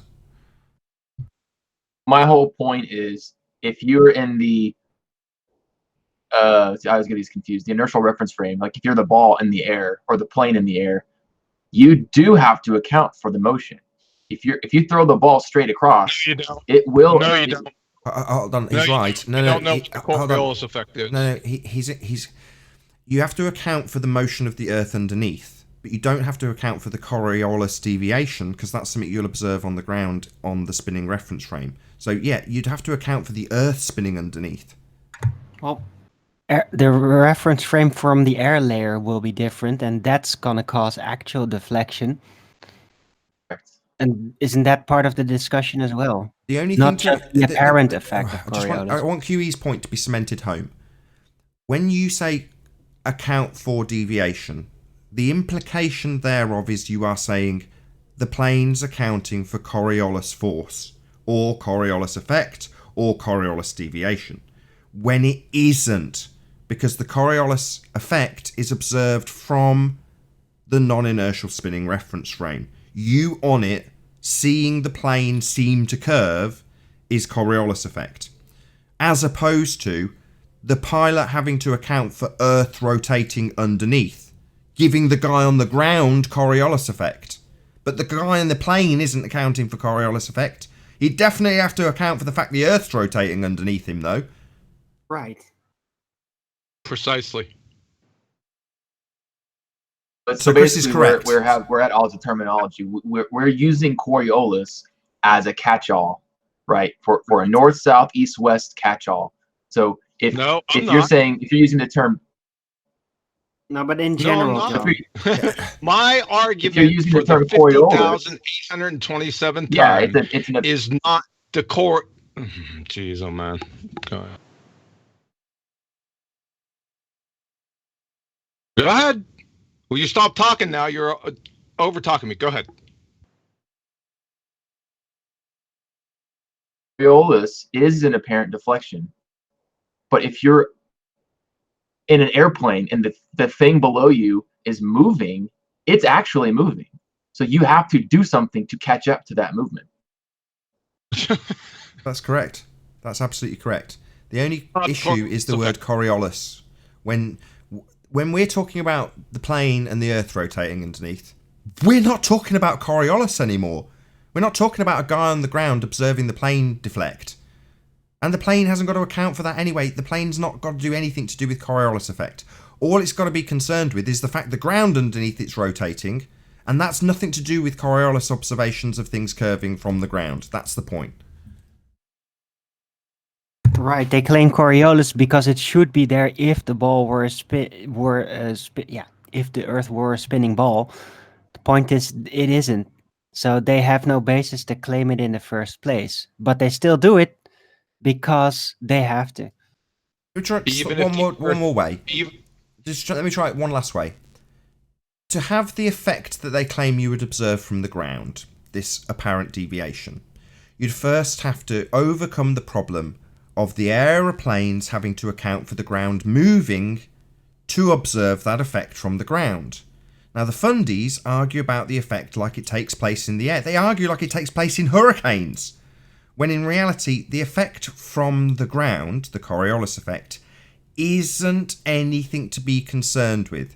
The step before it, the causes of that effect from the ground, are the Earth rotating underneath the aeroplane. So we're not arguing about the effect that you would observe from the ground, Coriolis effect. That's what they're arguing about. And they juxtapose it and mix it up with what would be necessitated to have that effect.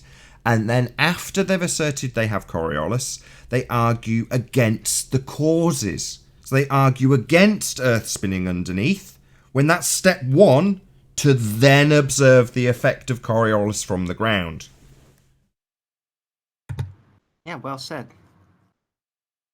Even if the Earth was spinning underneath an airplane, the airplane wouldn't have to account for a Coriolis effect. It's not experiencing any Coriolis effect because the Coriolis effect is an apparent deflection. This deflection is not real. It's only observed by somebody in the rotating non-inertial reference frame. Do you guys get it now? Can you guys hear me?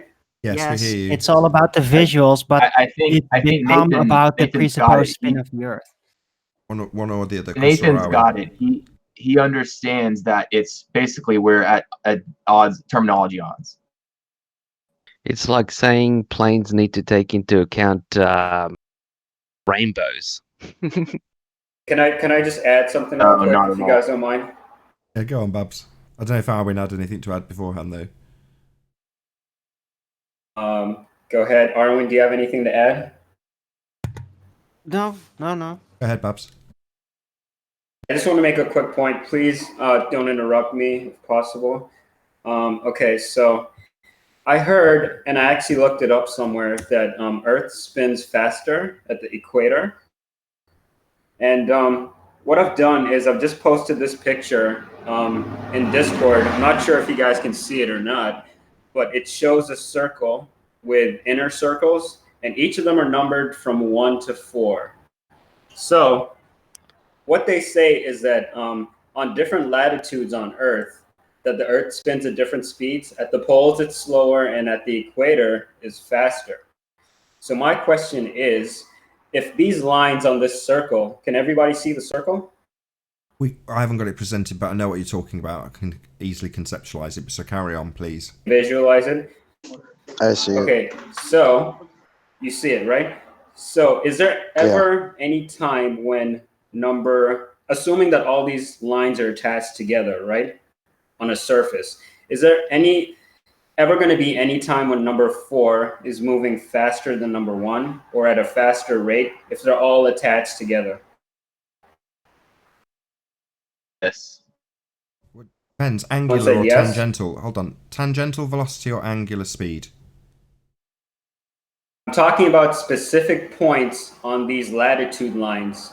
If we draw a line from the pole up until the equator. Tangential speed or angular velocity? Which one are you talking about? The rate it turns. The rate it turns by angle, or the rim velocity, in other words. Talking about the rim velocity. Then yeah, they'll get faster the further out you go. Yes, that's tangential speed. That doesn't make any sense. That's tangential speed. That's your problem. You have to differentiate between tangential speed and angular velocity. The units of measure are different. One is RPMs. The other is miles or kilometers per hour. See it? Right, but are there any other differences between those two? Angular velocity and tangential velocity? Yeah, it's a huge difference. RPMs versus miles or kilometers per hour. Calibration. Yeah, what? They're fundamentally different. Right. I wish you could see the diagram that I'm talking about, because I'm probably not even going into we do understand. You're saying you don't understand how there could be different speeds. Is that what your statement is? I don't understand how there could be different speeds as you go out towards the equator. I don't understand how a ball that has latitude lines that are attached to it, how those lines can move at different speeds if they're all attached to the same ball. Yeah, they're all moving at the same speed. No worries, I'll tell you. I'll tell you. No, they're not. Go ahead. They're all attached to the same thing. Yes. So if you have a bicycle, how can they be moving at different speeds? No worries. And they're all I'll attached try and to the same thing? explain. If you have a bicycle wheel, yeah, and let's just say for the sake of this argument that the bicycle wheel is 1 meter in diameter, yeah. As you spin close to the hub, you're going relatively slowly. As you go to the outside of the wheel, you're going considerably quicker. Now, if it's moving at, let's say, 1 revolution per second, and you're on the hub of that wheel, you'll move about 6 inches. So 6 inches per second. Now, if you extend that 1 meter wheel out to 20 meters, and you rotate again 1 revolution, instead of 3 inches per second, you're moving 20 meters per second. That would be faster. But the amount of turns that wheel has taken, the revolutions per minute, is the same. At the hub, you move less distance per unit of time. And on the outside edge of the wheel, you're moving at a greater distance for the same amount of time in the same number of revolutions. Right, but I'm not talking about the hub. I'm talking about the bicycle spokes on that wheel. Are those bicycle spokes each moving at different speeds? Could I answer this? That's what he's trying to tell you, Babs. Have you ever been on a roundabout? Have you ever been on a roundabout? Yeah, like a merry-go-round. Okay. Yeah. So if you stand in the middle of in the center, you can take your hands off the merry-go-round, the roundabout, and you can just sit there quite comfortably, not a problem. But when you go to the end, you have to hang on to the bars because you're being thrown off. Is that just centrifugal force? Get it? Do you get it now? The difference between tangential speed and angular velocity. Do you get it? Can I use Ranty's example again? I don't get it, but I want to use Ranty's example. So let's go watch a video on angular versus tangential velocity, and you'll get it. Let's say Ranty's at the center of that roundabout, and there's someone that's parallel to him, like looking directly at him. Are they both moving at different speeds since they're both moving at the same rate? Because at any point is a guy that's at the end of that merry-go-round going to overlap Ranty? Is that ever going to happen? No, Babs. That's not how it works. If you have somebody standing in the middle of the merry-go-round and you have somebody standing on the outside of the merry-go-round, the person on the outside will have a faster miles per hour speed, if you want to call it that, right? That person will be moving faster than the one in the middle of the merry-go-round. But they will still make the rotation around the merry-go-round at the same rate. Do you get that? Right, yeah, they'll make it at the same rate. So what you're saying is that since the guy at the center is covering a shorter distance, he's traveling at a less speed? Is that what you're saying? Exactly. Speed is Exactly, distance yes. over time. So if he's going a shorter distance over the same period of time, i.e. one rotation in 1 second, and the distance he travels in one rotation is only a few feet, then his distance is a few feet over the amount of time that it took to do one rotation. On the outside edge, the number of feet the outside edge covers is considerably greater. Therefore, the number of feet per second is increased, i.e. the speed that you're travelling. Oh, right. Yeah, that makes a lot of sense because you're covering overlap a with the larger other. distance in a shorter time. Exactly. You're covering a greater distance in the same amount of time for the same amount of revolutions. So even though you're going right to the outside edge, the number of revolutions doesn't change, but the speed absolutely does. Ergo, on a spinning ball claimed to be flying through space Earth, the outside edge, the equator, is travelling at 1,000 miles an hour, and I don't know what they claim the topmost point, because nobody's going to the North Pole to stand and not move at all and just spin on on the X marks the spot, right? That's not going to be demonstrated. But the claim is that obviously right at the centre, near the North Pole, you're not moving a very great distance during that period of one rotation. Therefore, you're not moving very fast.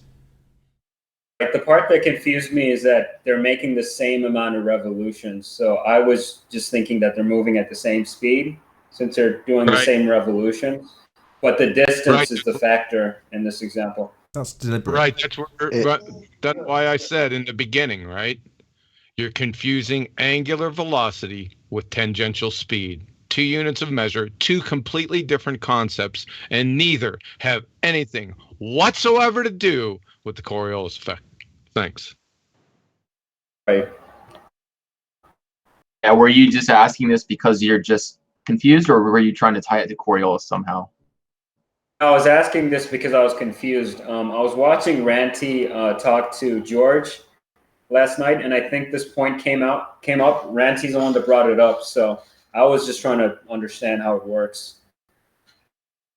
I'll admit it is confusing, and at first glance you would think that, you know, rates, there's all these terminologies, right, that you're thinking are the same: rate, speed, velocity, right, all those things, and they're all somehow different, slightly different or largely different. And if you look at the picture that Baz Krish posted in Discord chat, just that visual kind of may help you understand the difference. And if you look at that, the angle, just the angles, right, from the center to the outside edge, the angle from the center, the angle of the center is very small. The angle at the outside is very large. So it is about the angular momentum or angular velocity of the object. Yeah, that picture is quite helpful. I am looking at it right now.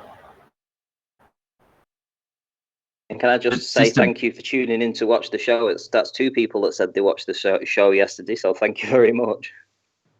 Yeah, I love Ranty's show. I always tune in. Yeah, me too.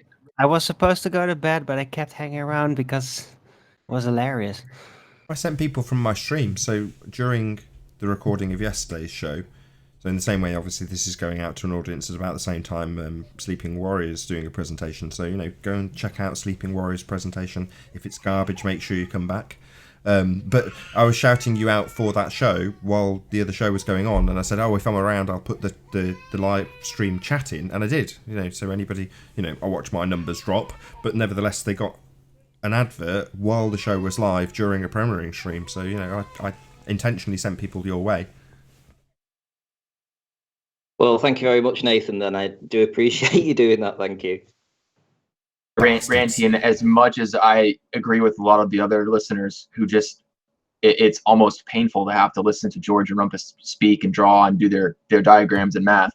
At the end of the day, it is a service because you're getting them on record explaining how the ball model is supposed to work. So we can then take that what they say and what George said yesterday and prove that it's not real world. It's not reality, right?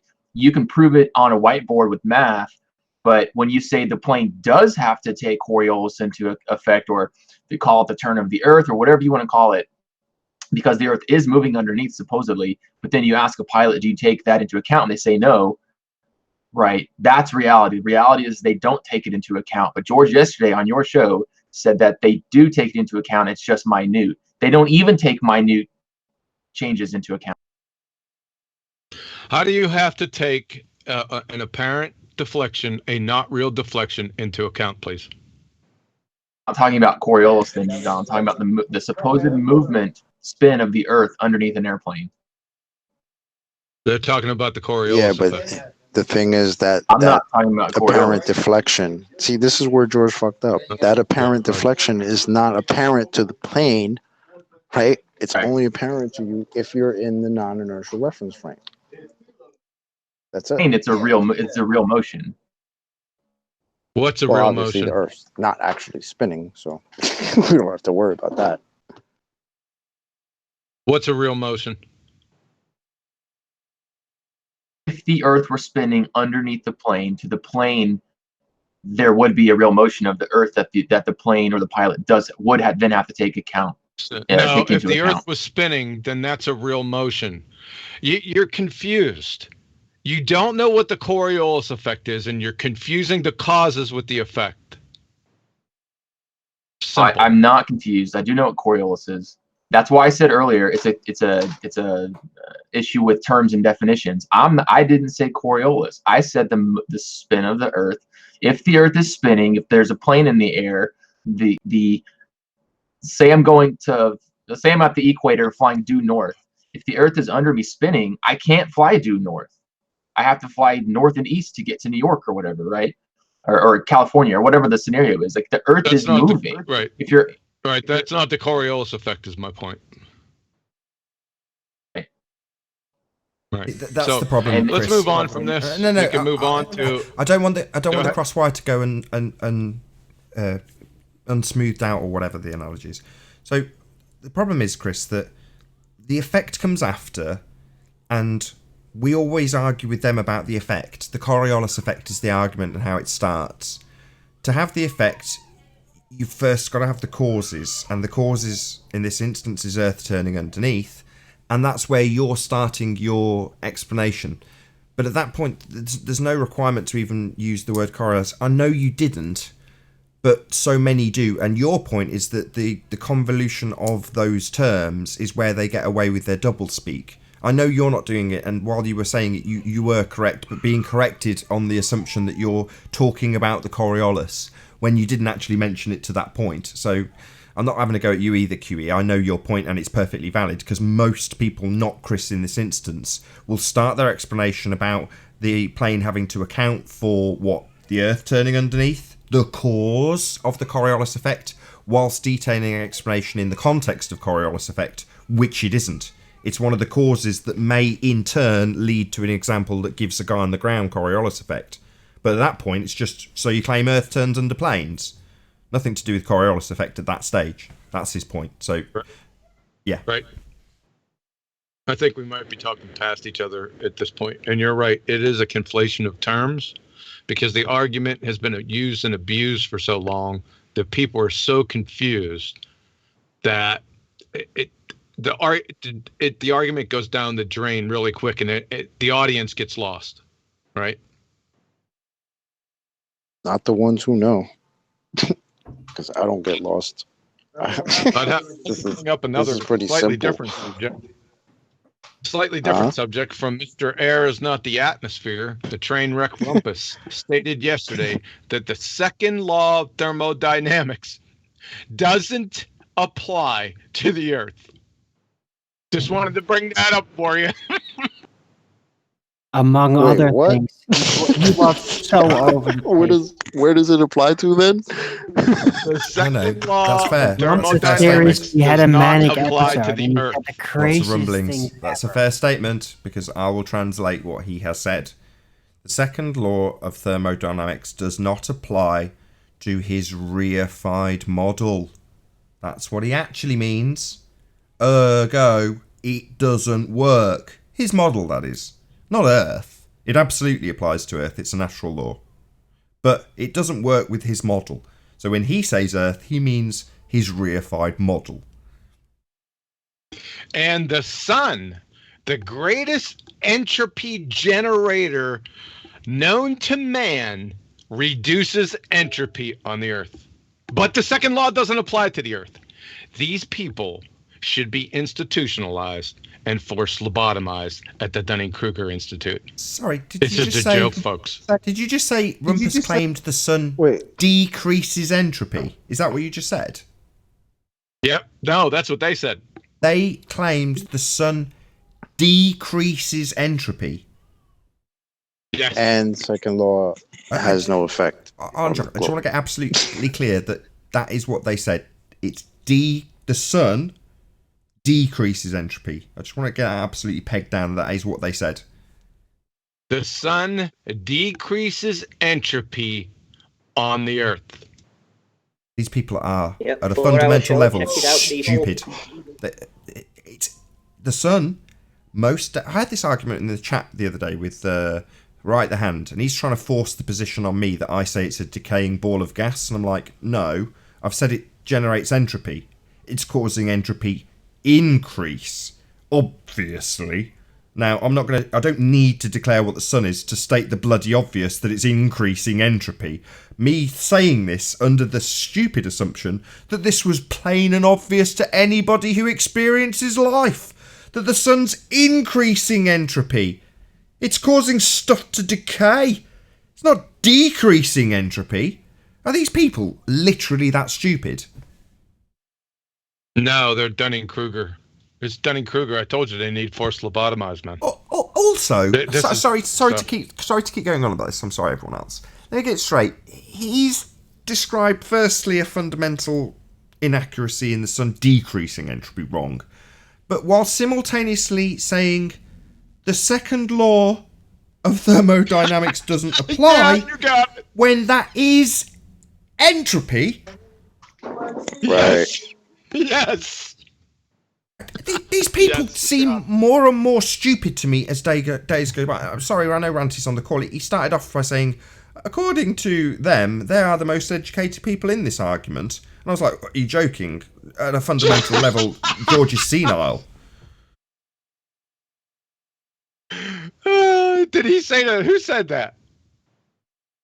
Ranty. That was his introduction. They claim to be very educated and they've got degree this and degree that. That was his opener. And I was like, no, George is demonstrably insane. I don't make the claims. I just pass the message on. Did they say that they were educated? That's why we should listen to them? No, they never said that. I said that they consider themselves. Yeah, they consider themselves experts. Because only educated people shave live on Hangouts. And educated in this arena, so according to them, we should take their word for what they say. When they're all still saying that the helicopter should just be in lockstep with the Earth rotating underneath. Right. This is a joke. Hello, can anyone hear me? Nathan? We certainly do, loud and clear, Brian. Yo, what's up? Hey, how are things? Very well. Hello, everybody. If you don't mind, I just got to say something for a second. I was on Randy's show last night, and I was talking to George Netnuke, and I asked him to provide a physical demonstration of, instead of a load of mathematics and whatever else.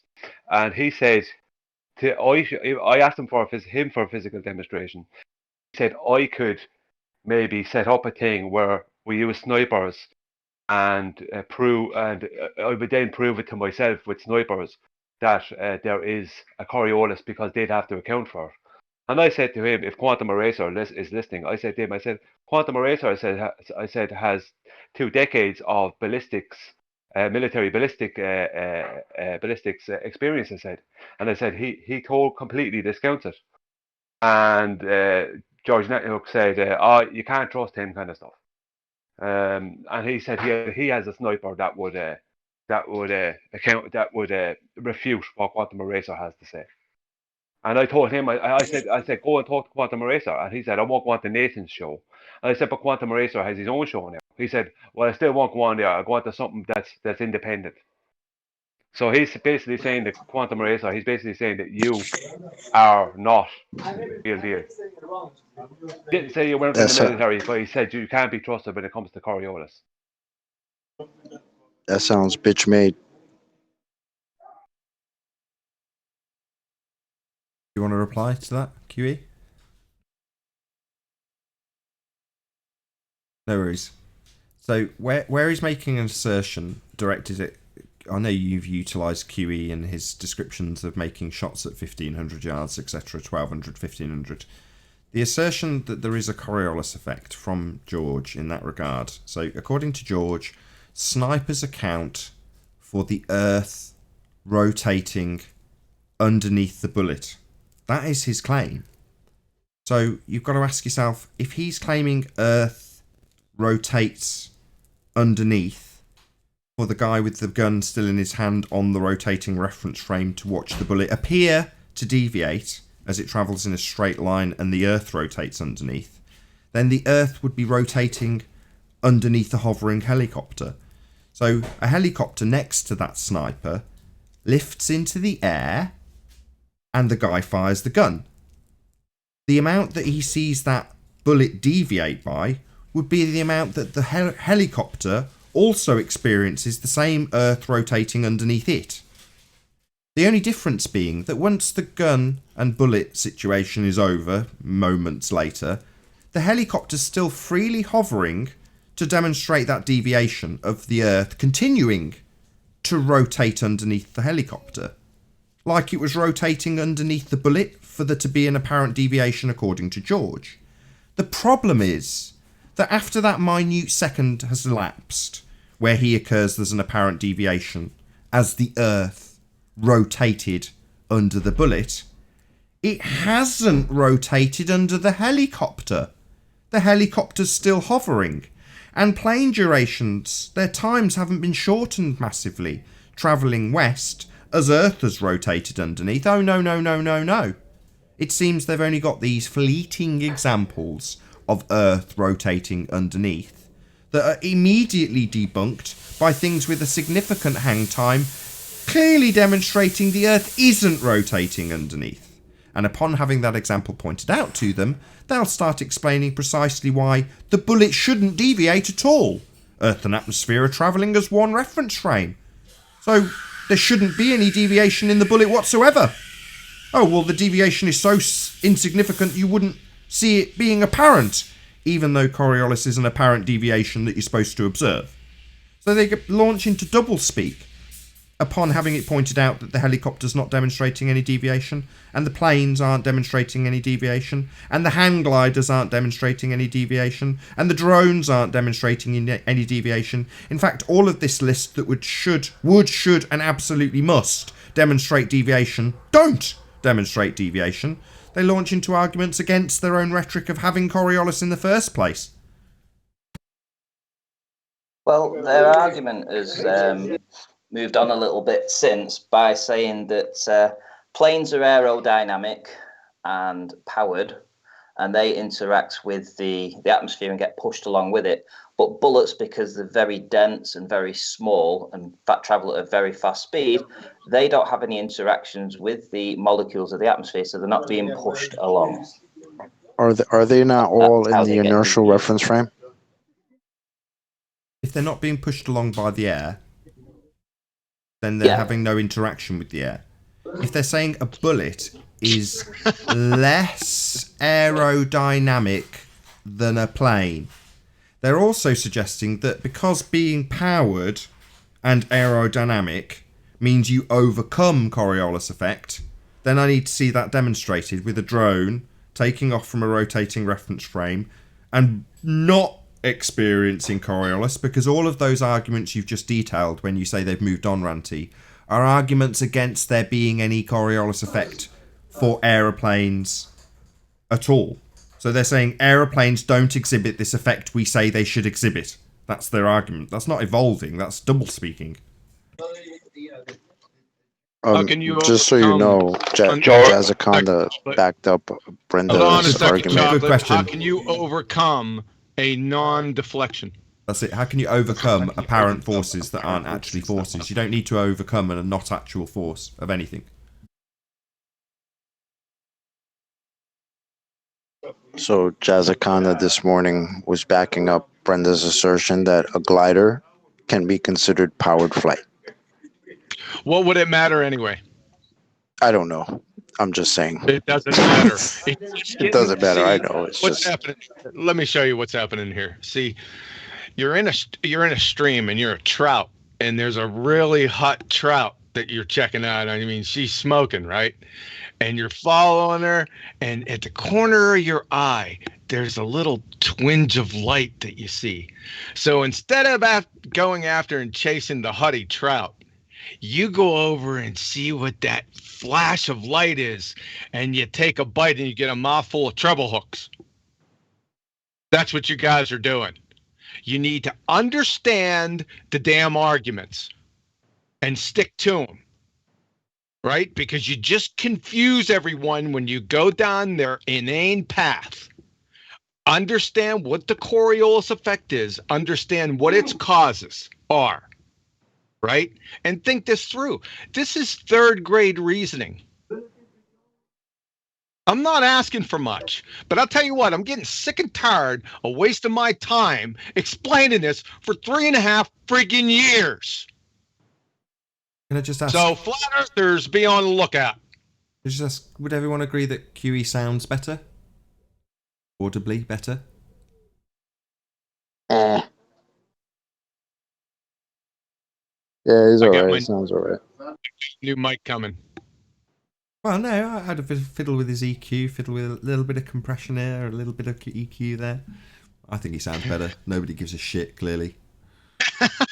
Hey, we'll have to do that again with my new mic, man. So be on the lookout. But I want to stress that last point. I don't mean to be a jerk, right? But come on, guys. But John, though, let me just say that it's not us. It's the freaking ballers who lead us down into these freaking rabbit holes because they don't understand their very own argument. And you follow it. You don't stop it in its tracks, is what I was saying. I guess you didn't get the analogy with the hot trout. Well, I don't, but I mean, there are people who like going swimming with the trout. I get it, but I don't. But I see why some people do it. Not everybody is just attack and destroy like we are. But if you understand the arguments, you will not be led there, is what I'm saying. If you understand how hot that trout is, then you ain't going to get sidetracked by that little flash in the corner of your eye, now are you? Thanks. Oh, hell no. How I am. Did we resolve that the second law of thermodynamics doesn't apply to the Earth yet? Well, given that they were detailing the effects of entropy decrease with the sun's effect, entropy is the second law of thermodynamics. It's describing entropy. That's what the second law of thermodynamics is. Well, maybe they come up with their own kind of conceptual realm. The Rumpian... No, not the Rumpian, the heliocentric model. That's correct, Darwin. Absolutely, yes. They come up with their own realm with conceptual mediums like space-time, bending and warping to give rise to non-force forces that don't matter in the actually is reality that we take place in. Fourth dimensional. So, yeah, that's precisely what they do. It's not Rumpian, it's heliocentric. Well, I'm pretty sure that heliocentrism kind of does take into account the second law of thermodynamics, except in the case of, the gas sticking to the ball. That would be not then. Well, not completely. Not at all. The heliocentric system is the sun at the center. So for it to work, you just have to stop looking so carefully. The crucial part of that system is that the sun is at the center of that system, heliocentric, helios at the center, Well, that puts a great big void of vacuum between where we live and experience and the sun at the centre of the system. Definitely isn't accounting for the second law of thermodynamics, and that's been declared by Rumpus. He said the world doesn't need the second law. This natural law isn't applicable to his model. That's what he means. I think that's his personal model, though. No, the heliocentric model. Really? Yes, really. The heliocentric model is undone by the second law of thermodynamics. You can't have gas pressure on Earth as we experience when described as a model with the sun at the centre in a vacuum, violating the second law. Right, but what I meant is they don't just completely ignore it exists entirely, they just ignore it at their convenience when it doesn't work out for them. Exactly. You got it. Yep. And it destroys the standard model of the sun. Thanks. Didn't catch that, you broke up. Did you say the second law of thermodynamics also debunks the model of the sun? I broke up. Why am I breaking up? I would agree if that's what you stated. Yes, the sun is described also as a burning ball of gas in a vacuum. Yes, the standard model of the sun is debunked by the second law of thermodynamics. How many times did I present that? Quite a few. Because the sun actually gets hotter the further away you get from the center. Yeah, that's my favourite too. Right. That's just silly. I like the analogy. Oh, I'm a bit close to this bonfire. It's just that little bit too. I'm sweating. What about you, love? You sweating? Should we move back 10 feet? Yeah, let's move back a bit. It's quite hot. You move back 10 feet. Boom! You go up in flames. No, I'm on fire. Oh no, we've spontaneously combusted because we got further away from the fire. Help me, please. Help me, please. Yeah, that's what Rumpus is saying when the second law doesn't apply to the Earth. That's what he's actually saying, folks. Just to let you know. Yeah, damn, why is my accelerating coffee cup? Why is my coffee getting colder then? That sucks. Should it get hotter? Or stay as hot as it is? Why does it get colder, man? Damn, Rumpus. What's stupider? What's stupider? Air is not the atmosphere, or the second law of thermodynamics doesn't apply to the Earth? I think air is not the atmosphere because it's in the name. So atmo is in atmosphere. So air is not the atmosphere. Atmo meaning air. I think that's more stupid. The second law, that is, to quote the guy who was on earlier, that little bit more nuanced for your average Joe. Right. Put it to a vote. I say air is not the atmosphere is the stupidest thing he has ever said.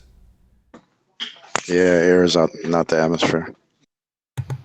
Yeah, the double speak is kind of thick on that one. Indeed. For me though, it's a close running with a clear enough zoom, clear enough day, big enough zoom, you could see your own ass in a telescope. I don't know. That's up there for me with that one. That's pretty stupid also. That's just pure stupidity. But a nice demonstration of his ignorance of perspective, though. Clearly, Rumpus doesn't understand how perspective works. No. But now, see, for me, that one was special because I heard that before the other ones, like the air is not the average. That was one of the first things I heard when I started watching the show was Rumpus say that dumb shit. So, yep. But he still says that. He still says air is not the atmosphere. Then he gives an example of getting a container full of air. Yes. When I asked him if I just take a bottle and just close it up, is that air in there, the atmosphere? No, it becomes different somehow or another. Thanks, Rumpus. Oh, I thought it was a pride of lions. Pride of lions, what? It wasn't his story. Didn't I hear one of these stories? Was a pride of lions and zebras or some shit? Yeah, something like that. I think Riley knows the story. I don't know. Taskman knows it, but he's not here anymore. Righteous, what's up, man? You've been quiet, brother. Oh, I'm just, I don't know, running around the house and stuff. Bab's still here.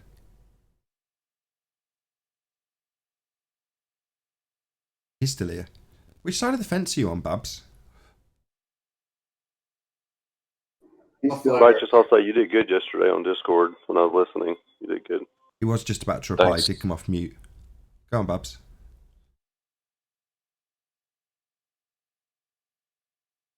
From what I know, Babs is God, a flat chocolate. earther. Babs. What side of the fence are you on, Babs? Yeah, can you hear me? Yeah, I'm a flat earther. Oh, okay. A globe skeptic, to be more precise. Fair enough. I didn't know.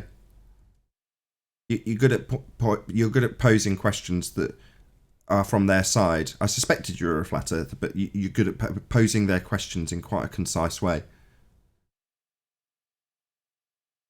Yeah, because I listened to both sides of the argument. Yeah, I like it. Me too.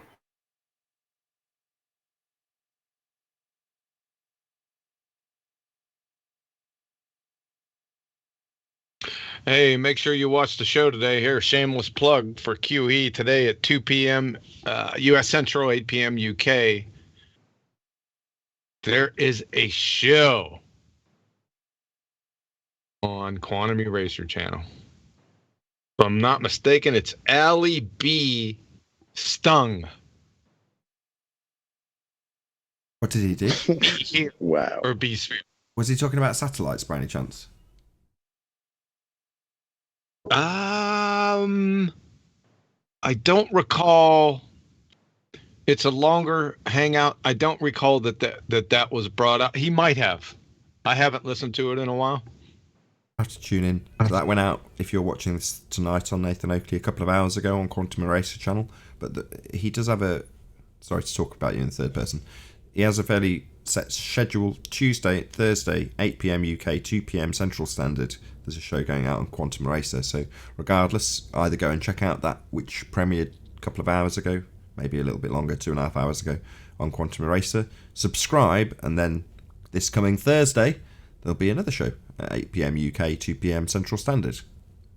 Be here or be sphere on the Quantum Eraser YouTube channel. If I'm in the after show, I will post a link to his channel so you can go and subscribe right now. But make sure you come back.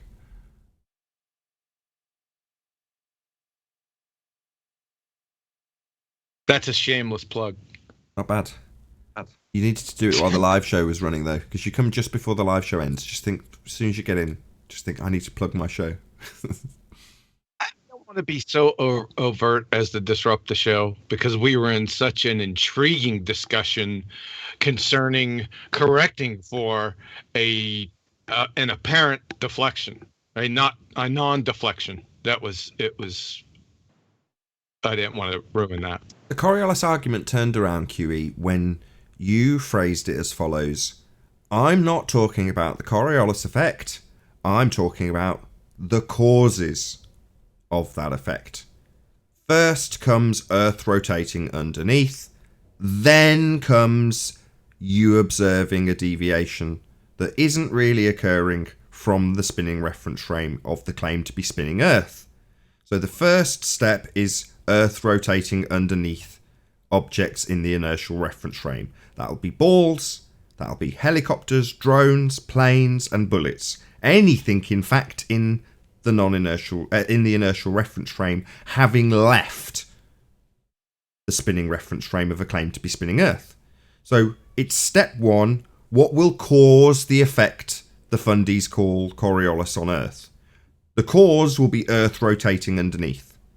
That's all that we need to worry about. They don't even get to Coriolis effect, because when we do, they're not observing it and explaining why they're not observing it. So we don't even get to the effect. They don't have an effect, and they're explaining why they don't have an effect. We need to take a step back. What's going to cause this effect they claim that's there? Earth spinning underneath is what will cause that effect, and when you point that out, all they do is argue about how it doesn't.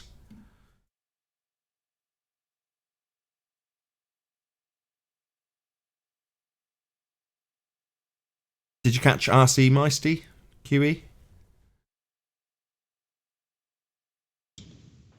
On the first show? No, I didn't. What did he have to say? Well, I did the same as I did with Zanuck. You know, off the back of you pointing out that you need to establish the causes that you're going to have in place with a spinning ball Earth to have Coriolis effect thereafter, I got him to define what the reference frames for his example of a ring laser gyro were, and he declared that the attached frame of the gyro to the spinning reference frame, and I'm like, no, it's not attached. It's rotating independently, demonstrating a deviation of the rotating reference frame, which he claimed was attached. And at that point, I also declared preemptively, so you're going to start arguing for Earth and atmosphere rotating as one, rumpus ensues, and then he confesses that that's precisely what he's going to be arguing. And I knew, because I asked him to define what was what in terms of the reference frames. Which one's which, what's attached to what, and as soon as he declared that the gyro is attached to the spinning reference frame, no it isn't. The gyro itself is demonstrating deviation because it's rotating independently of that reference frame. If it wasn't rotating independently, there'd be no deviation. But his first gambit is to say, when asked to clarify, that the gyro is attached to the spinning reference frame. It's like, no, you don't understand how your example is demonstrating the fact that they're separate, if you claim they're attached. Did he basically charge you with a number of fallacies? That's usually his MO. Yes. Yeah, yeah. Upon asking him, I asked him this question. I said, is Earth rotating underneath a hovering helicopter? And he said that was I think he said it was a false dichotomy or a straw man. It's a question. Yeah, he said you were straw manning the argument by saying that Earth is supposed to be rotating underneath. And that's when I pull out the citation from Gojo. Yeah, that's his typical MO, but he never explains what the fallacy is. He just says it. It's just rinse, repeat, same thing over and over again. Yeah, it's like they've watched us pull apart someone's argument, point out whether it's fallacious, demonstrate how they've formulated it into a fallacy, and that doesn't typically, but should, draw a conclusion to the argument, having pointed out the fallacious reasoning. Very effective. Well, he can just assert fallacy, not give any examples, and rumpus talk through the demolition of his actual argument, and think he's won because he said, well, no, that's a straw man. It's like, no, what you mean by that is we've demolished your argument, and therefore you'll claim fallacy. I got a question. Is Ranty still on board? Yeah, he's on Skype. He's with you. Oh, is he? Oh, pup. He just popped. I got a question for you. The rumpus, aka the doofus, was caught out on your show as being a liar. Especially, in fact, it was pretty funny. That was the first citation I ever witnessed him post in 3.5 years. Now, we demonstrated that he purposely lied. So he gets a chance without recompense to just present again. Was that how it goes? Well, the problem was it was George that I invited in because there'd been a bit of chit chat about George, so I offered George the option to come in and host a Globe Earth chit chat, and he could bring in whoever he wanted, whichever guests he wanted, and he chose to bring in the rumpus. I didn't specifically ask for the rumpus. Oh, I got it. Oh, okay. Hello. That seems reasonable. You're all lying cunts. Can you not swear, please? Thank you, Dawn. Good to have you.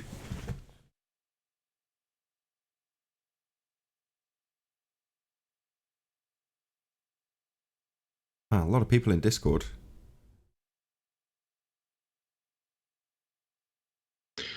Did they all pile into the after show? Certainly seems that way. They every time I move them over there, I leave. I just place them all in there after the show's over. I try to get in there right when the show's ending, depending on whether I'm up and what I'm doing. But they pile in. In fact, I see some in there anticipating the after show. Right. It's during the live reliable show. Timing, though, isn't it? To be fair, you can pretty much not set your watch by when I'll end, but I'm normally aiming to end exactly on an hour. So, yeah, that kind of makes sense that they'd know when to join if they don't want to go on the live show. That's pretty sharp. You're usually pretty sharp on that. Just a talk shop question. Is there a specific reason why you stick with that hour? I just like that length. I think it's a good length. After asking lots of people how long they enjoy watching for, or what length they would want, or what they engage with, an hour seems like about the right amount of time. Now, there's a reasonable amount of people, the dedicated audience, that want longer, but that's what we're doing now, right? This is the after show, and those people who want more will get more, but they're far smaller in numbers. They're more dedicated, but smaller in numbers. So an hour's about right for the main channel. Sometimes it's 4 more hours on the main channel, on the second channel. Right? Does that go by attention span? The average attention span? No, I'm being serious because I know what it is. Well, I get that statistic in the in the analytics, so yes, I can tell you how long the average attention span is of an average viewer on both channels, and the attention span of people on the second channel is longer than on the main channel, but there's more people there, so it's going to be more diverse, so that, you know. What does it have an attention span indicator? Yeah, watch time. Yeah, but that doesn't mean directly to attention span. I was speaking more specifically to the attention span of the human paradigm here. Sure, that's a bit too specific for me to qualify with analytics. So the analytics definitely tells me that somebody who's tuned in for a minute and then gone boring and then gone to something else that's got cats in it, that they're disengaging. That's a pretty good qualification for people's attention span. That's got cats in it. Yeah, you know. If one of these pre-shows starts with me talking about how I've added a new fan to my PC and how grateful I am to Patreons, they probably hate me when I'm like, look, I've spent your money on a fan. Look at it, isn't it glorious? Look at my temperature. They're like, that probably switches them off pretty quickly. You know? I can shoot a whole audience. It depends on how far you can trust those stats, though. Because somebody like me, I'll watch like 3-4 different hangouts at the same time while being on Discord. Like I'm all over the place. So I'll watch for a couple of minutes, I'll go somewhere else, watch for a couple of minutes, I'll come back. So I don't know if it keeps track of that shit, but yeah. You could do what Nathan does and just talk about subwoofers. I was just about to say I can clear out half of Ranty's audience just by talking about hi-fi. You set him up and sent him over to your... Yeah, you sabotaged him. Yeah, that was really cool. I loved it. He had said, right, I'm going to round out the show. And I was like, right, okay, so at this point, if I talk about something that only I'm interested in, it's no harm, no foul, because look, he's already said he's going to end the show, so when the numbers start dropping exponentially, it's like, well, who cares? There's more than would have been if you've ended.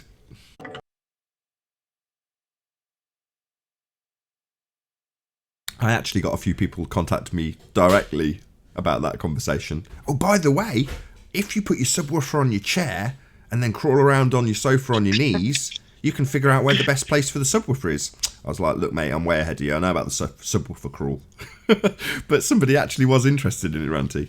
Like one dude with adenoids and a raincoat. Raincoat. Left within 10 minutes and was screaming. The rest that was staying was saying, tell him to shut up. Oh, by the way, to get back on topic, what was Rumpus? Did Rumpus come up with some type of an excuse for his fraud? For his fraud? Yeah, he lied. Yeah. He intentionally. Are you talking about the paragraph thing, John? Yeah. Yeah. Or did it go unchallenged? I heard somebody challenging him, it but was addressed. It was addressed. Brian, you remember that, don't you? Yeah, I do. Yeah. And what was the response? He was just trying to say that. Sorry. Someone asked me something there? What was his defense? His defense was that the two halves of the paragraph didn't contradict each other.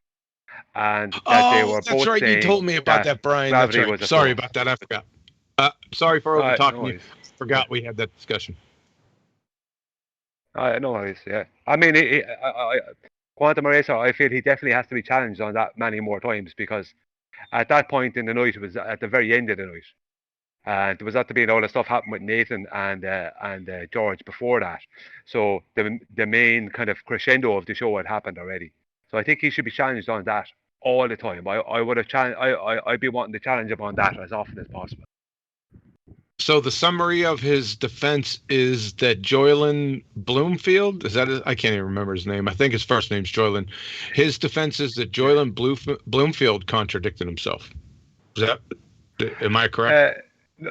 No, that he was saying that there was no contradiction within that paragraph, that the second half of the paragraph supported what the first half that he read out. He was basically saying that what he read out said the same thing as the second half, the part he didn't read out.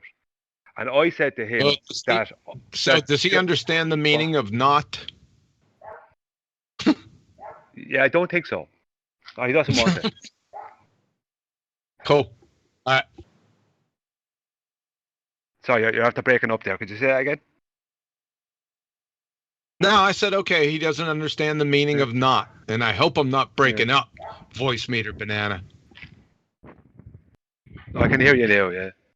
No, it was me that said to him, I said to him that I reckon from reading it, I read it out on Ranty's 3 times, I think it was, and Ranty allowed me to do it. And I said to him, I said that to me it seemed, now you corrected me on it, but to me it seemed that Joylan Bloomfield was basically trying to say to people like Rumpus that it was basically contradicting himself within the paragraph by trying to teach people like Rumpus that it's not a force, as to get people away from the mass attracts mass, Newtonian gravity, and bring people over to Einsteinian type thinking. Well, that summary, Joylan's summary, had nothing to do with Newton. Didn't mention him. But the gravity being a force is connected to Newtonian gravity, is it not? Oh, I understand that, but the actual summary, the last paragraph, didn't mention Newton. No, it didn't. But I said like my explanation to Rumpus was that the guy was actually trying to teach people like Rumpus that it's not a force, that the kind of mass attracting mass Newtonian gravity is not correct, and that that Einsteinian gravity is more correct. Oh, that's Right. That's funny because Rumpus says that he needs to stop physicists from telling people that gravity is not a force. Yeah, so that's pretty he's going to have funny. his work cut out because they're all saying it's not. Nice. Joylan was just using a simple juxtaposition. That's all he was doing. It's just simple. Again, 3rd grade stuff. Yeah, well, I just gave him what I read, how I understood it from what I was reading. To me, it was like he was trying to say that, look, people can think of it as a force or something like that. It can be seen as a generalized kind of force, but however, it is not a force. It was like kind of teaching. It was nearly like a complete 360 on people who'll be reading it, for them to learn it's not a force. But they have to have it to be not a force. That's the where they're going. They're going to have to get rid of Einstein. If I conduct a smog grade or a Flesch-Kincaid reading level assessment on that last paragraph, where do you think that it would settle out? 2nd grade, 3rd grade, 4th grade, 5th grade, or 6th grade? It's somewhere in primary school. Where would be your guess? 2nd. Well, it's pretty bad. If it wasn't intentional, then you'd be talking 11, 12 years old. That's if it wasn't intentional, it'd be something like that. If they had the vocabulary. I'm not going to do it, but I've done it for plenty of educational materials, and it's 3rd or 4th grade. If I do it, I'll guarantee it. That short paragraph didn't have too many big words, right? It was easy to understand. So my bet's 3rd or 4th grade. Big words. They don't even understand the words the Earth spins or rotates beneath the object. They don't even understand that, let alone anything else. From their own citations, they don't get that. pretty pathetic. Hey, so you said you were on Discord? I haven't been on there all that much lately. Sorry about that. We're in Discord. Are you over at 24/7 2.0? Shout out to Jose, Indio, and Yes, me, sir. Morvet. Shout out to Chocolate 2 on 2.0. Shout out Retracted. Thanks. Well, with good news, we finally got past 1,000 members, John. Hey, who is that? Oh, Jose. What up, Jose? What up? Hey, what's up, Jose? Yeah, I knew that'd be fast. Yep. Cool dude, man. You're gonna get. It's gonna be bigger and better than last time, man.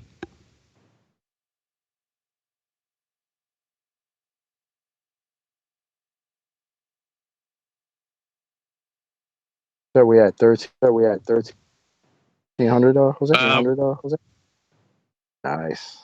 Yeah, about close to 1,400 within a week, which is pretty good for Discord. That is pretty good. Causing a load of feedback, by the way, QE. I can't be. I'm on mute.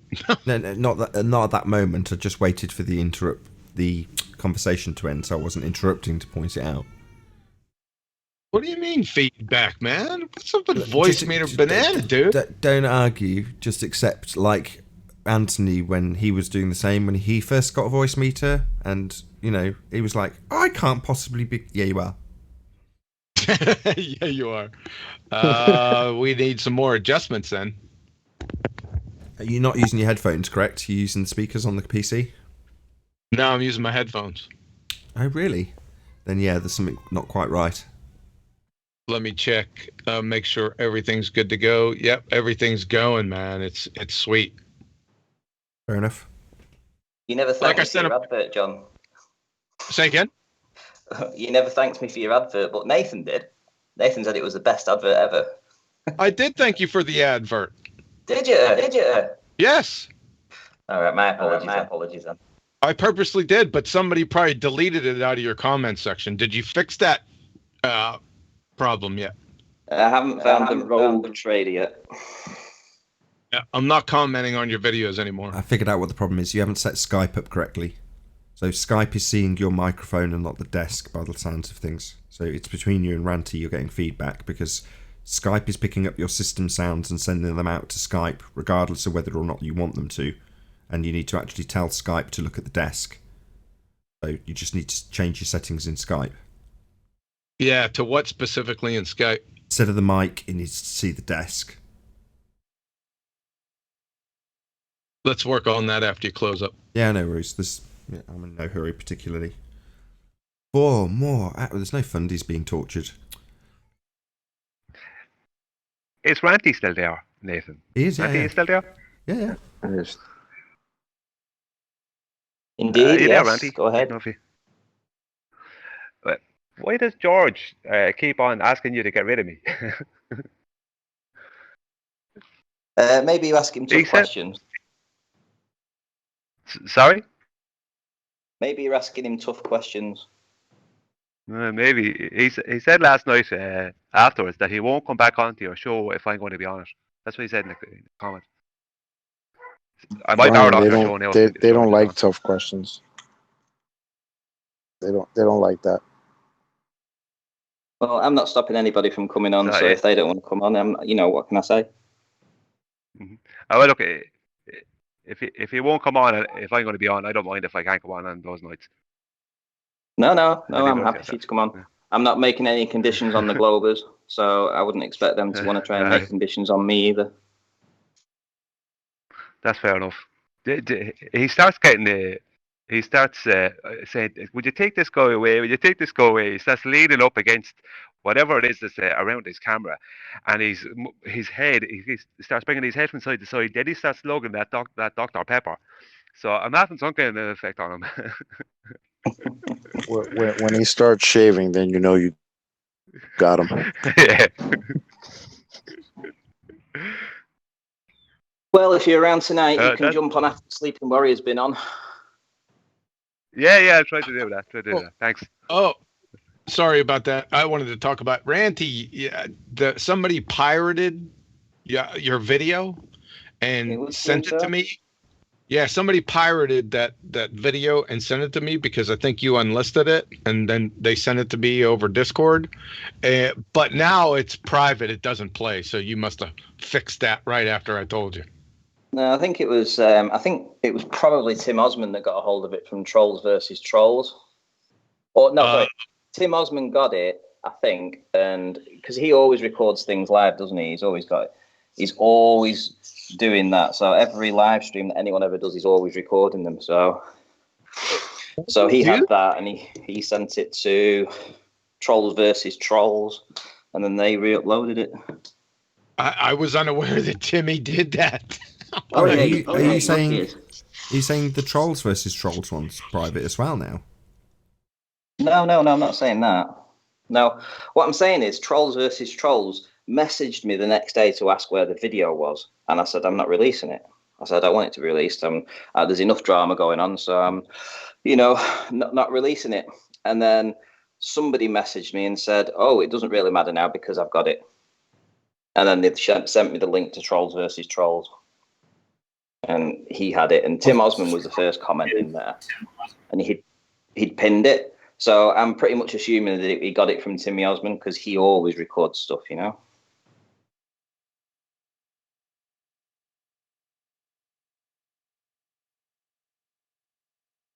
Hello? Yeah, where's Timmy Clinton been? I haven't heard the counterclockwise and clockwise rotation for a while. Kind of miss it. No idea. No idea. So why don't you just release it then? As someone else is now benefiting from your work, what's the point of keeping it not released? I don't get it.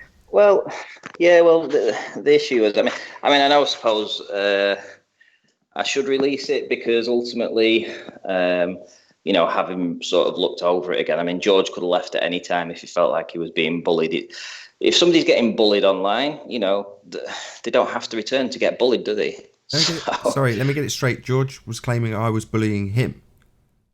No, I had, I think it was about 9 or 10 emails and 7 Skype messages from people saying that the Globers, because of the strikes that had happened with FE Core to Slice Arcane, were looking to sort of counter by striking Flat Earth channels. And if ever there was going to be a video that would give them the ammunition to do that, then they could have, petitioned YouTube about some of the things that were said in it. So I thought rather than run the risk, I'll just take it down. But they're not going to strike Trolls versus Trolls because, that's what his channel's all about. But because I'm a Flat Earther, they might go after this. But this is what you do now. That's your work. Now, last time this happened to me, it was Ibon Kim, who's a Flat Earther, and I took a very hard line. That's my work. And the fact that he's asked you, and you've said no, I would immediately copyright strike it. That's yours, not his. The fact that he's gone in defiance having asked you, just copyright strike him. It's not his material. If you choose not to release something that's yours, that's your right as the producer of that material. Not his right to defy you and stick it up anyway. It's not his work. Yeah, it's just more drama though. I'm trying to stay out of it, aren't I? Well, okay. I'm just saying that... it shows more about them than it does about me, ultimately. And, I'm not really too fussed at the end of the day.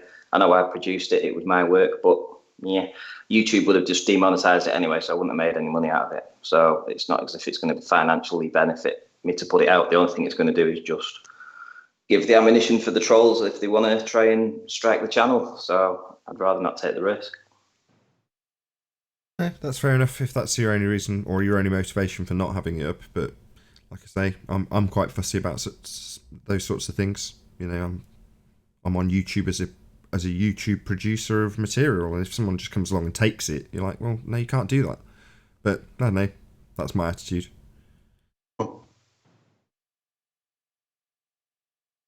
Fair enough. If he'd have stolen something less controversial, I'd have asked him to take it down. But yeah, I'm just done with that particular show.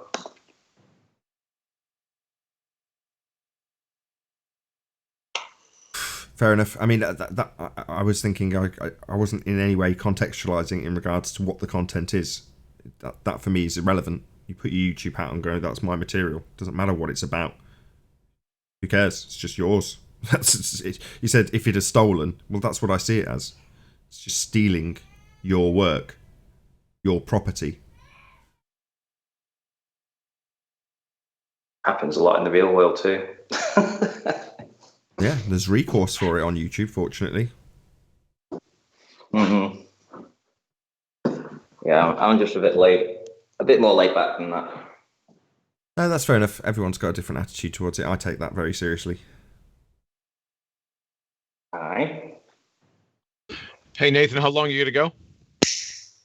Till the conversation dries up. I need more cowbell. Cowbell for what specifically? The amount of time left. I'm thinking breakfast, man. Eggs, bacon, toast, chocolate milk, that sort of vein. Okay. That's absolutely fascinating. Thank you for sharing that. I think the group would all like to thank you also. I'll give you some cowbell. Yeah. So from last night's presentations with George and Rumpus, it was quite evident who was in their little world, who was the boss and who was the apprentice. So Rumpus was doing his little presentations first, and then George was like repeating the presentation verbatim, but on his whiteboard. And he did that for every single presentation that the Rumpus did. It was like George wasn't happy with the presentation Rumpus was doing and just wanted to clarify it.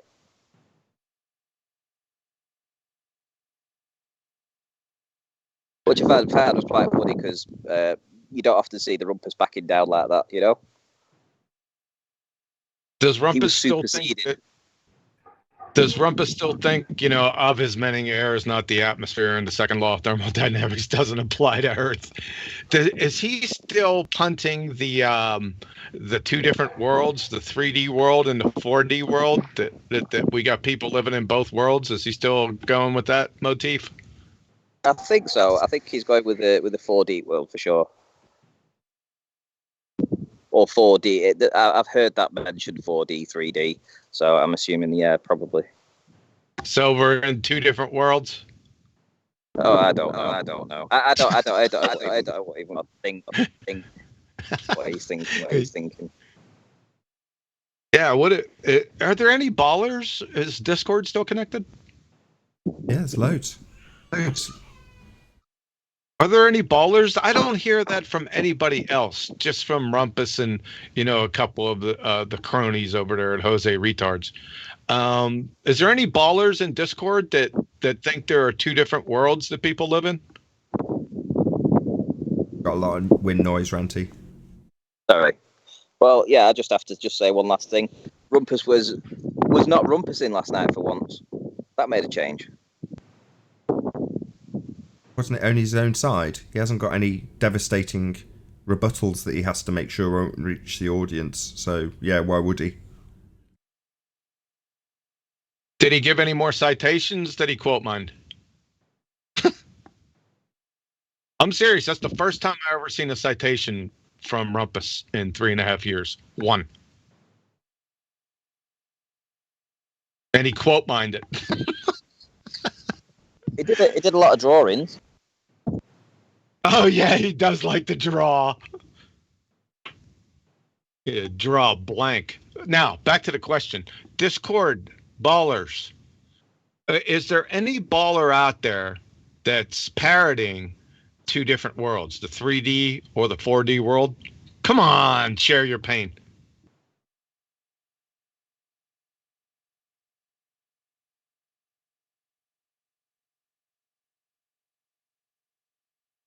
I mean, we got hello, we got the blind snipers in there. Oh God, has to be friggin' chocolate. The blind snipers in there. The blind sniper. The virus is in there. Yeah. Mr. Curved Tiles. You know what I find really interesting is everything you guys discuss here, it goes to our Discord like the same day. Like everything you guys discuss here. Like they won't discuss it here in full detail, but they'll go and take these arguments to our Discord like that same day. Yep. I know because I go over there and I hear them again after we've destroyed them over here. It's always the same shit. I'm scared of y'all. Oh. Come on, right, guys. I'm trying to get the conversation going. Come on, guys. I'm trying to get the conversation going. I need to go We've make got someone in breakfast. Discord trying to answer. Go ahead, Discord. Sorry.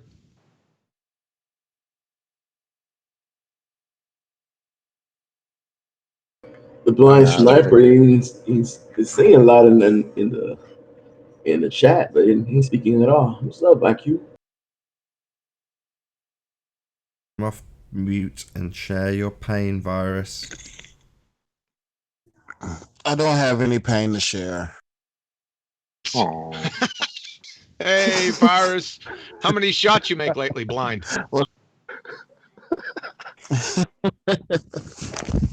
Hey, man, beware, man. I'm a blind sniper. I could take all y'all out without looking.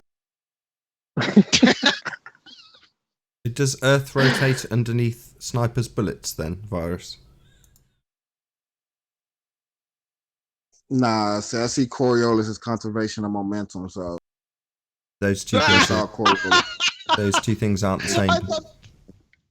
I thought the conservation of momentum was the conservation of momentum, and the Coriolis effect was the Coriolis effect. Are you saying the Coriolis effect is the conservation of momentum? Yes, that's what he's saying. That's a big part of it.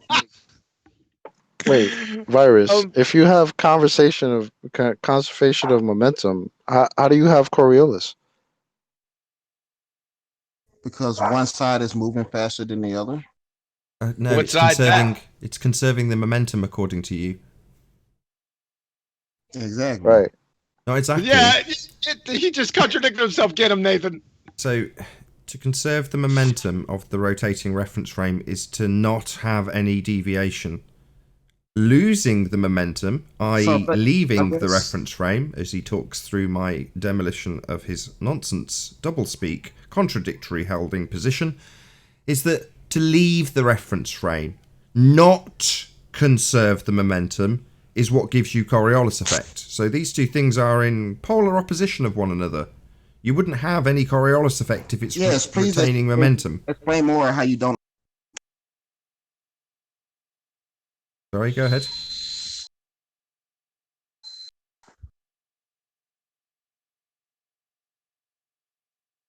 Virus, do you understand this argument? Yeah, pretty much. I understand it. You sure? If some type of aircraft is conserving the momentum that it has when it takes off the ground, how is there a Coriolis effect?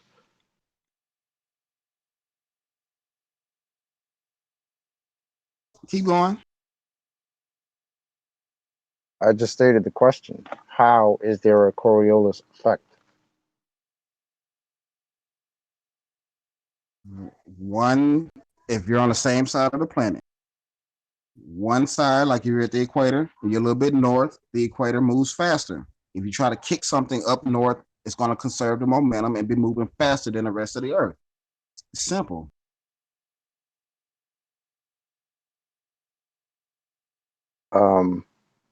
If you kick something up north, it goes faster? That's what you just said? Conservation of momentum. What? I don't know. You're breaking up. I'm sorry. That's conservation of momentum. And So what no momentum Coriolis is it conserving?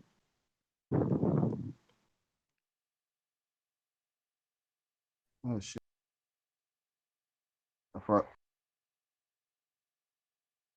There you go. You breaking up for anybody else, or is it just me? No, it was probably me. My phone was freezing. I need to switch phones. Oh, okay. But the same thing is conservation of momentum. If you're at the equator, which is moving faster than the rest of the Earth, and you decide to throw an object or whatever toward the north or the south, either one, they're moving slower than the So equator. what happens when it stays at the equator? You say what? What happens when it stays at the equator? Why would it stay at the equator if you're kicking it north? Well, what if an aircraft takes off at the equator, I don't know, going west? Forget the aircraft. Why are you speaking of an aircraft? What'd you say? Forget the aircraft? Yeah, forget the aircraft. Why are you talking about an aircraft? Let's just talk about a ballistic object. Like an aircraft. Why wouldn't they be the same thing? No. Wouldn't they still be in the same inertial reference frame once they leave the Earth? Or is that where you're confused? Nah, I don't really speak of inertial reference frames and shit. I don't care about that. Oh, but we're talking It's about conservation of Coriolis momentum. though. So that's the part of the argument. Conservation of momentum. So you're not Stick to that point. Coriolis, yeah, we know. Okay, but that's our point. Conservation of momentum isn't Coriolis. So you saying, well, that doesn't speak to conservation of momentum. No, that's because he's talking about Coriolis, something Earth is claimed to have. But you don't need to just talk through me when I point out that you're talking about something that isn't Coriolis effect. And your rebuttal to him demolishing the fact that you'd need 2 reference frames is to say that he's not addressing a completely different subject that you're talking about when we're not talking about that. We're talking about Coriolis. Saying that I don't care inertial reference frames. Well, that's Coriolis effect. So what you say is when we talk about Earth not having Coriolis effect, you care not about Coriolis effect. That's interesting. Yeah, I really don't care about Coriolis effect. Yeah, that's because Earth doesn't have any. You don't see any apparent deviation on Earth, and that's why you're now not concerned with it. We're pointing out that you must have apparent deviation on Earth. You must have 2 reference frames if Earth is claimed to have a Coriolis effect and be spinning. But demonstratably it isn't, which is why you're not too concerned about us holding your toes to the fire and would rather talk about the conservation of angular momentum. That's not Coriolis, though. That's what we said at the beginning, isn't it now, Virus? More how you don't understand. Oh, I don't understand when you're telling me in a conversation about Coriolis and telling Chocolate in a conversation about Coriolis that you're not concerned about reference frames. How interesting that we get told we don't understand reference frames, and yet the funder here doesn't want to talk about them. That's because I don't feel like giving in to your religion. Giving into our little what? Talk about Coriolis and reference frames that are needed to create it. Let's just talk about conservation of momentum and how... Why? We're talking about Coriolis. Conservation of momentum wouldn't give you a Coriolis effect, and that's what we're discussing. We've said that 4 times. It wouldn't. No, because you'd be retaining the momentum of the non-inertial reference frame, and it needs to leave the reference frame to create the deviation. You need to rotate underneath. Yeah? So if I kick something that's ballistic up toward the north, it's not going to conserve its momentum. It'll be moving faster than the ground.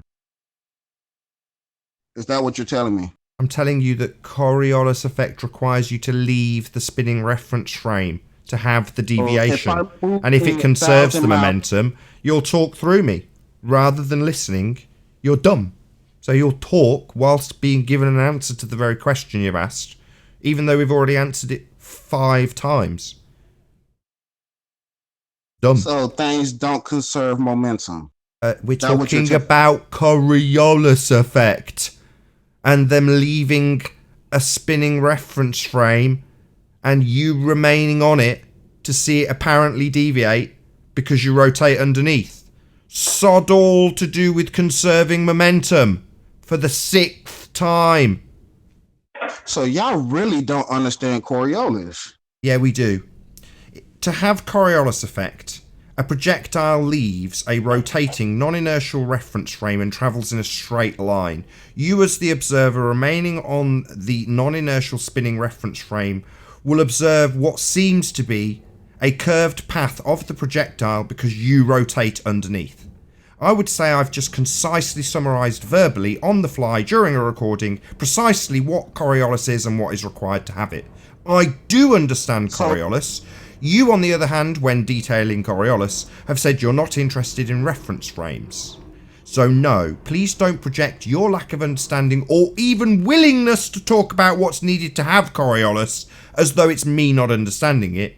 You are fundamentally retarded and want to talk about a different subject, angular momentum, when describing Coriolis. You don't understand this, Fundy. You are a brain-dead fool. I absolutely understand what the Coriolis effect is. You do not. Let's get that plain.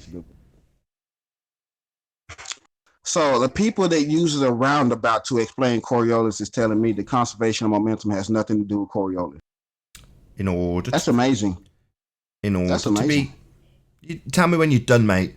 Got any more assertions about angular momentum being retained when leaving a non-inertial reference frame, and how that has sod all to do with leaving a non-inertial reference frame to create the apparent deflection as you rotate underneath?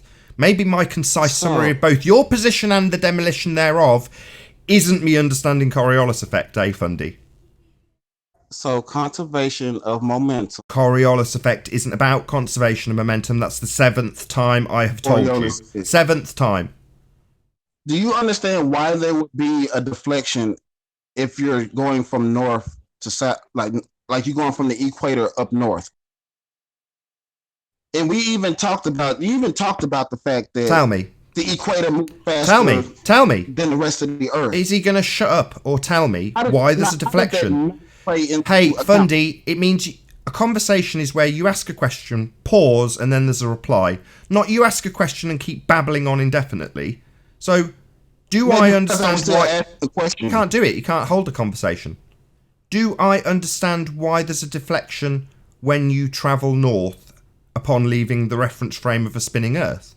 Tell me why an experience from the ground of an apparent deflection is there. Tell me what causes that. You tell me.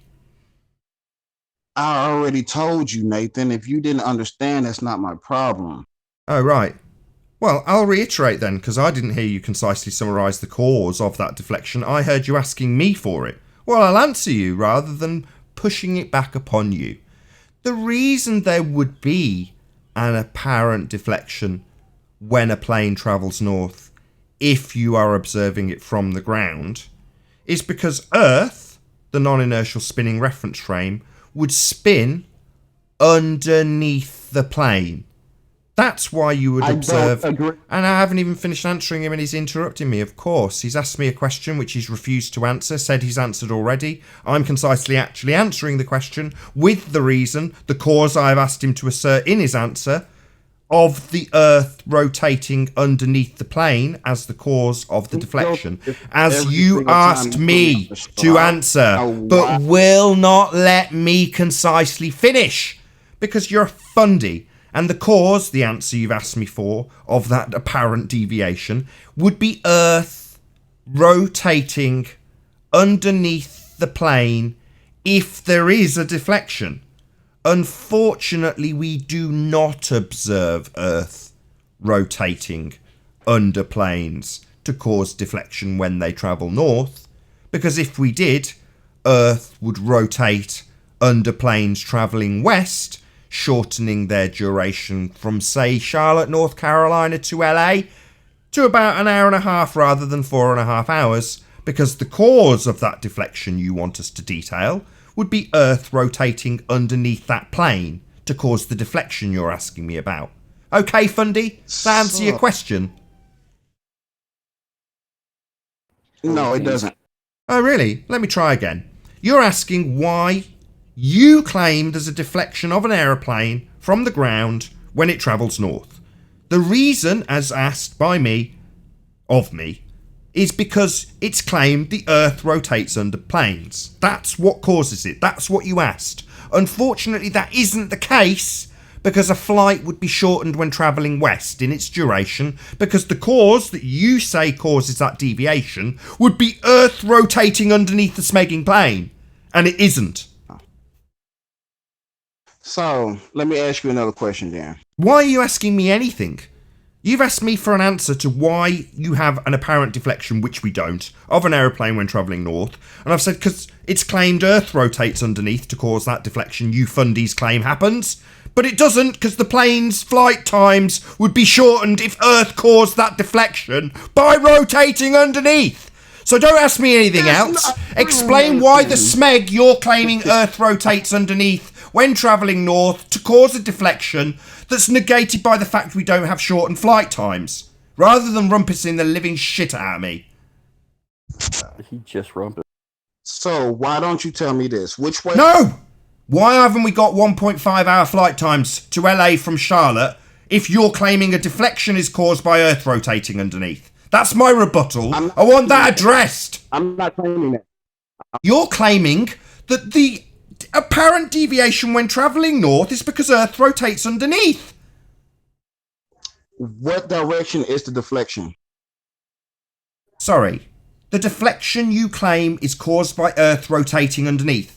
Your little red herring about what direction it's going to deflect by isn't addressing the fact that the flight times would demonstrate that it's not rotating underneath. You haven't addressed it, you've started asking me questions. You've made an assertion about a deflection caused by Earth rotation underneath. I've debunked it by pointing out the flight times aren't shortened.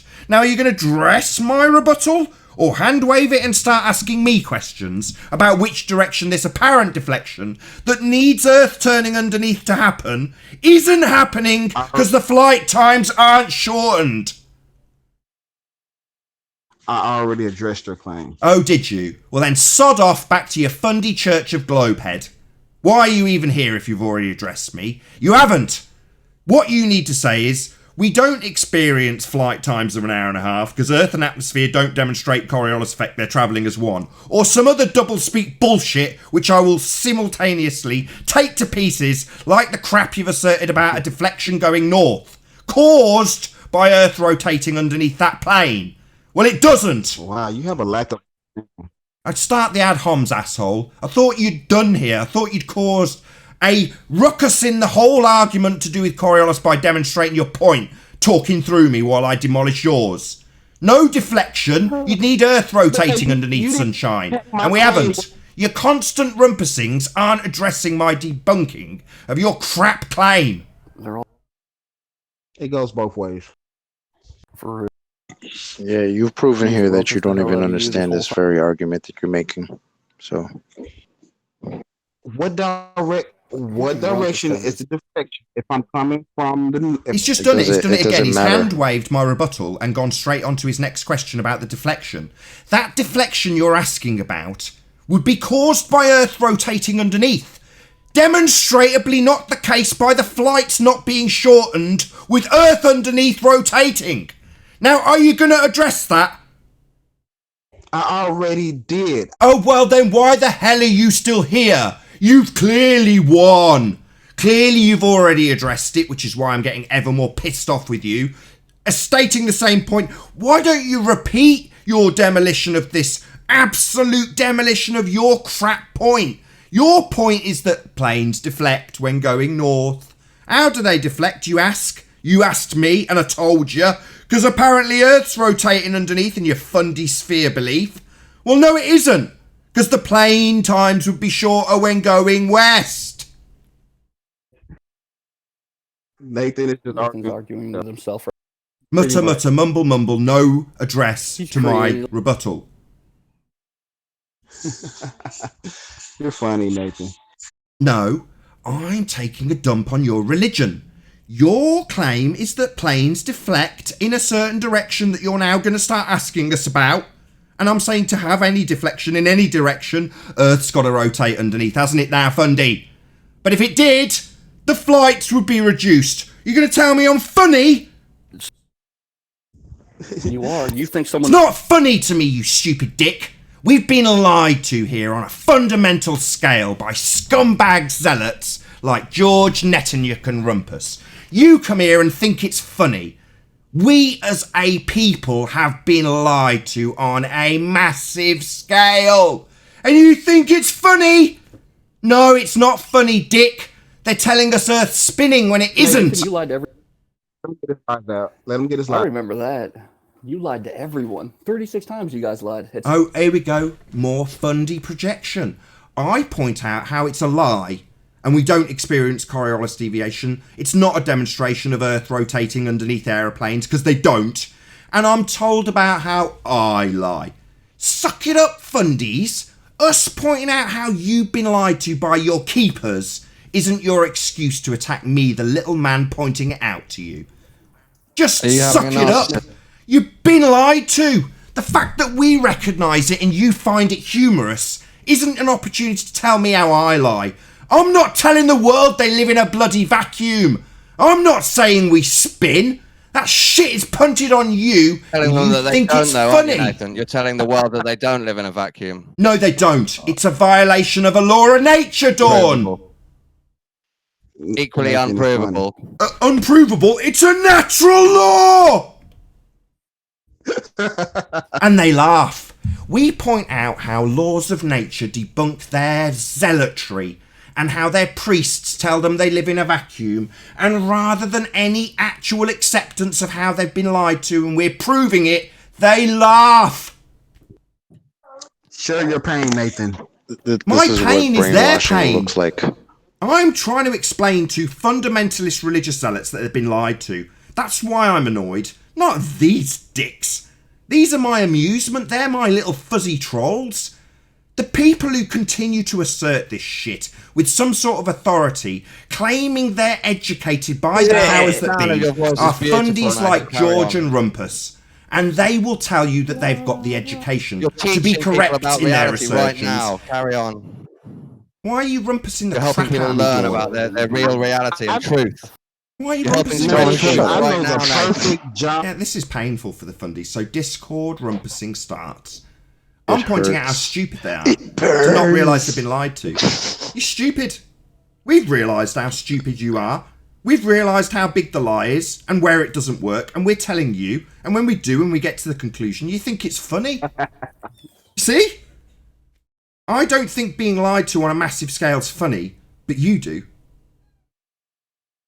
You made a whole belief system up, Nathan, and you copied half off QE, and now you're... More ad homs from Dawn. No address to the fact that we've demolished their religion.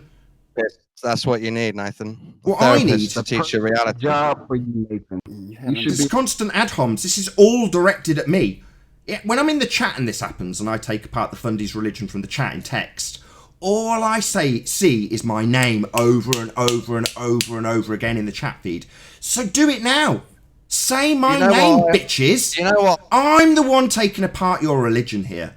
Yeah? You think I'm triggered by you lot? No, I'm disgusted by the people who perpetuate this lie, continually in the face of us pointing it out and pretend they're senile, rather than accept the demolition. People like George who'd rather have a little shave live on air than listen to the fact that his argument makes no sense. You think that's funny too, don't you? Your argument makes You think no George sense. shaving in the face of me pointing out how his argument makes absolutely no sense? You think that's funny?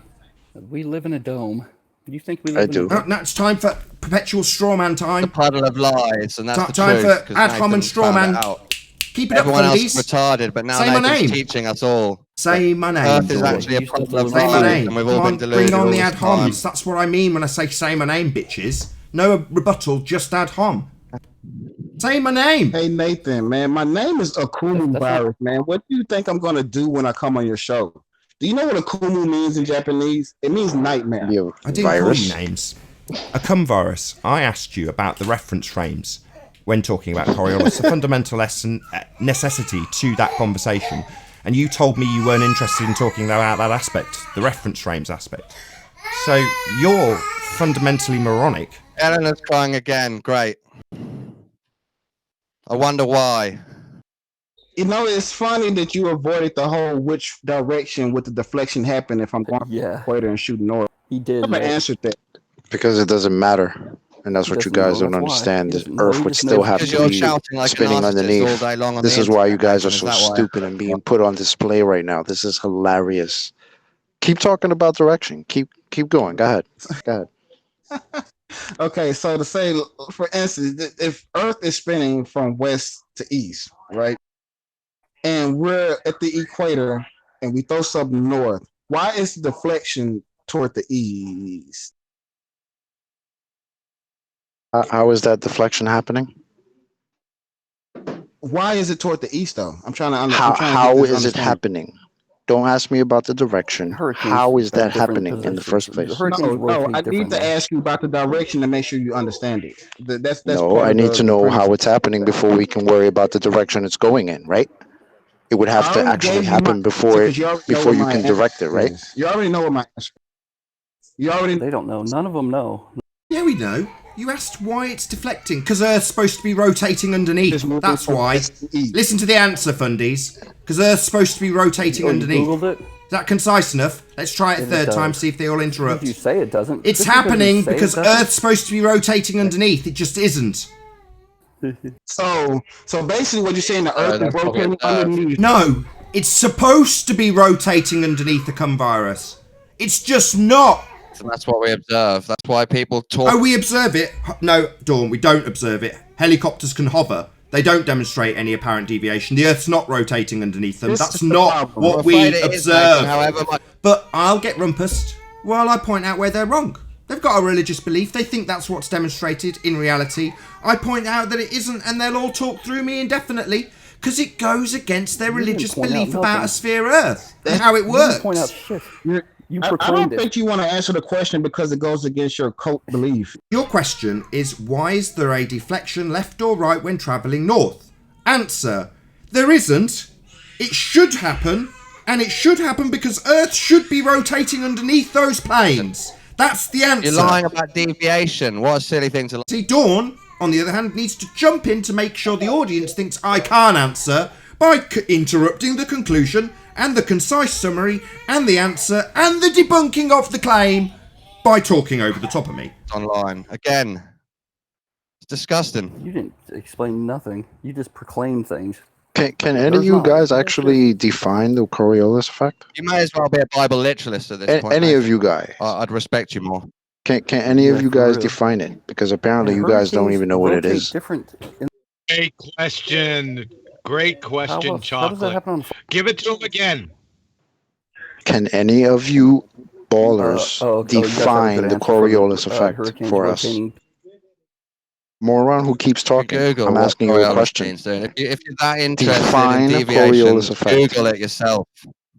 Stop No, listening I to know what it anyone is. else. Do you? Google it. That's You're the just question. about done here, Don. It's quite simple if you read the Wikipedia. You're just If you read- about done Don, here. keep so talking. hurry up, Keep- get it keep out. talking, It's Quantum Don. Share Eraser your pain lying. real quick. Quantum Eraser lies, and then Nathan fucking. Share your pain real quick. Hey, Go ahead. Asswipe, can you define Coriolis effect for us, please? No, nobody. Guy that was just calling me and QE a liar. Who was that? A coward, clearly. You did lie, Nathan. You've lied. I asked for your name. 36 I asked times. for your name. Been counted. I asked You are- for your name. What's your I don't give name? It has to be Tony V. Are you a coward? You're not going to actually say, hi, my name is, and then tell me that I'm a liar and give me an example of it? Or are you just going to keep reiterating your claim without introducing yourself, coward? That's the definition of bitch made right there. You want to introduce yourself and then make your claim with example of where I or QE have lied? Please, coward? I think he's left. He's run away like a complete coward. What a shock. Yeah, I think his name was Tony So you V, gonna ask something my- like that. So he just needs to rumpus through other people talking to lay spurious claims that I'm a liar, and then when challenged, or even asked for his name, he runs away. These people are bitches. Say my name, you little Have you answered my bitch. question yet, Nathan? What? About what causes the deviation? No. Which direction is the deflection if I'm going north from the equator? So it was about the deflection, precisely as I absolutely correctly predicted. That deviation would be caused by Earth allegedly rotating underneath that aeroplane. Nobody asked for the cause, Nathan. Nobody asked for the cause. I'm telling you, listen to how they do it every time. When I point it out, they go, well, I'm not talking about the causes that we need. Yeah, you all listen up, you fuckwit fundies. I'm talking about the cause, because that's the bit that demolishes your claim. Yeah, you're not talking about it, because you better be damn well avoiding that cause. The cause being Earth rotating underneath. I know you just want to talk about the claim deviation. The claim deviation would be caused by an Earth rotating underneath, and that's debunked by the planes that don't have a shortened duration of flight time become virus.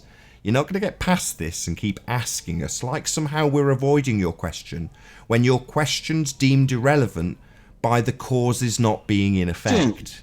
Yeah, come virus. That's not going to get past you're not this, answering friend. my question whatsoever. Oh, he is going to just say, I'm not answering your question. Yeah, I am. Your question is deemed irrelevant by your question necessitating Earth rotating underneath that plane to have the deflection you're asking about. Now, I appreciate that while I'm saying this, you're Discord rumpusing. I know. But so does the audience. They appreciate that I know what you're asking, and I'm answering it.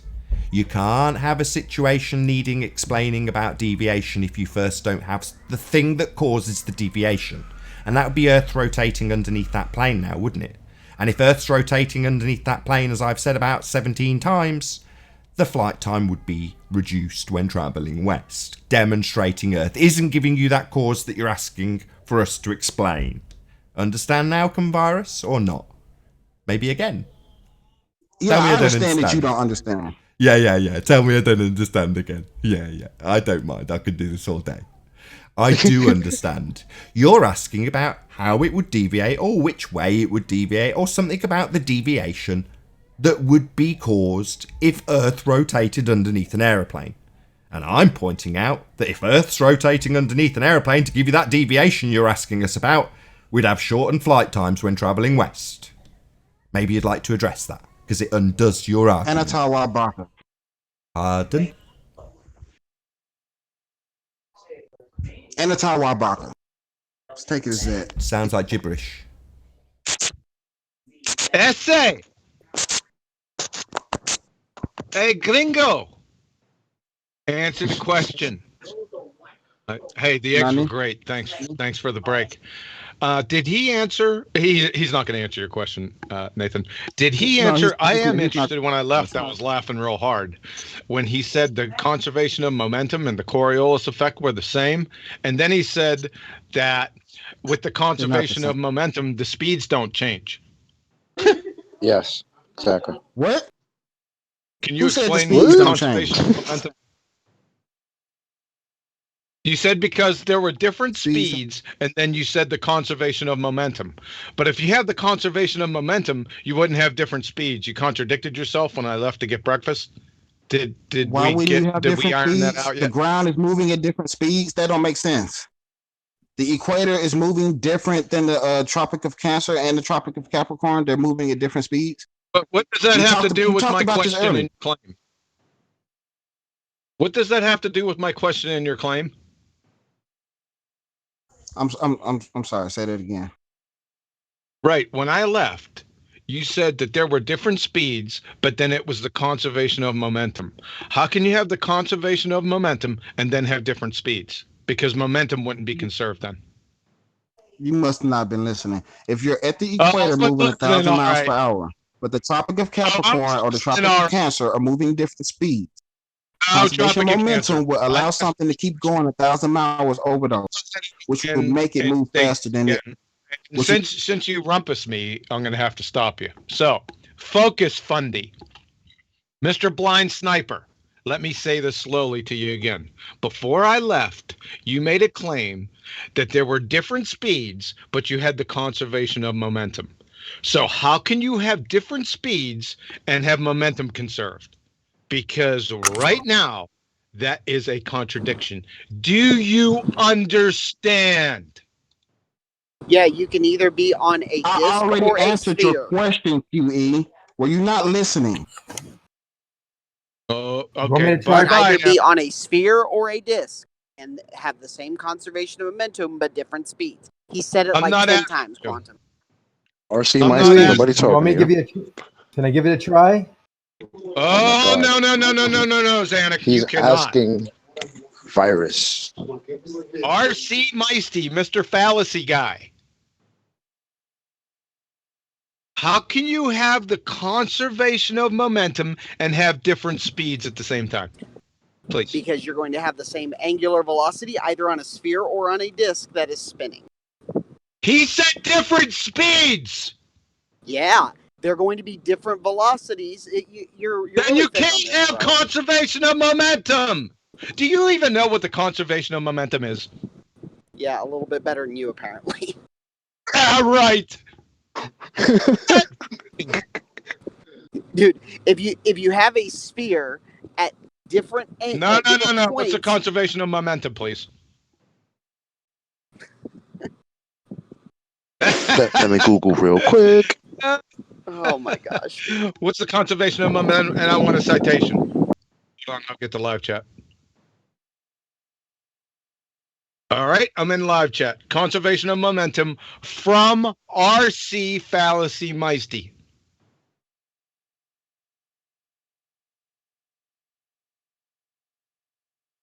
Hey, essay! Vámonos, muchachos!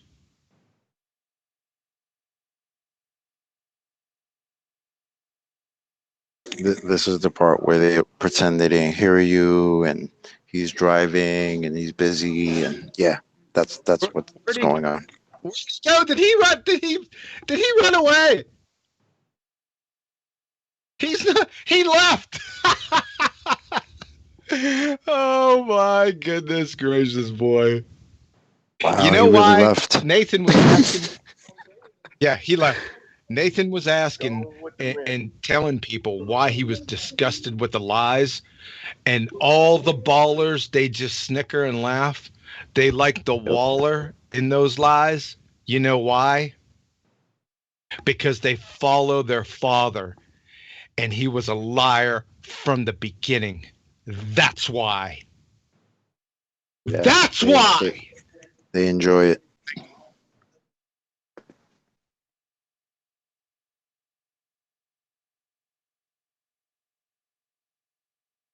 Come on, ballers. None of you? Hello?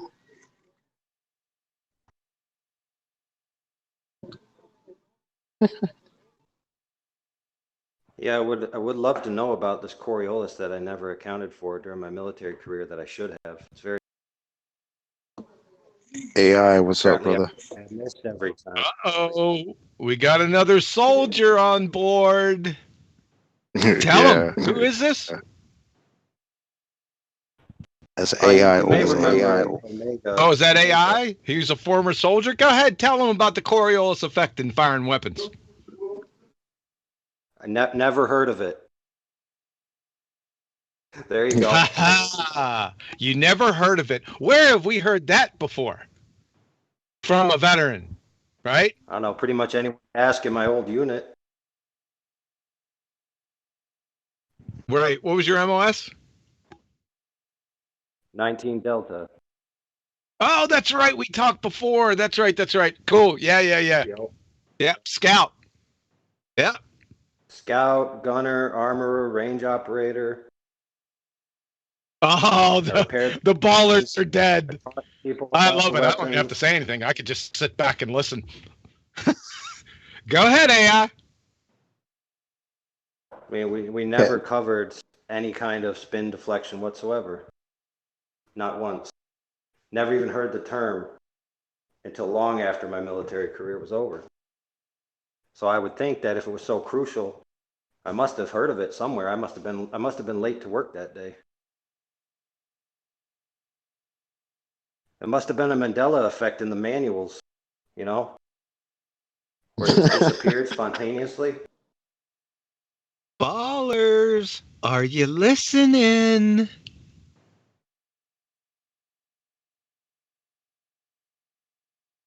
Man, I've had people tell me that the weapon system automatically corrects for it. Too bad I was armor level, so I stripped the weapon down to its parts. No such technology exists. I was an armorer too. There is a claim in the intervention system that they included it into the computer, which of course could just be dismissed as easily as saying, well, whoop-de-doo. It's a computer program. Now, Oh, so there was a Coriolis effect button? Well, supposedly. But that, that's a more recent invention, but it's just a computer. Can I ask you a question? How can the computer correct for Coriolis when Coriolis is an apparent deflection? That means it's not real. How does it correct for something that's not real? Thanks. Well, you type in some buttons, right, and something appears on the screen. Therefore, it's real, right? And the computer says beep beep beep beep beep.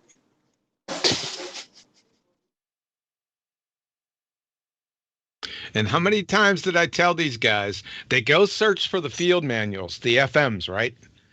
Let me say this again. I spent almost 21 years in the military.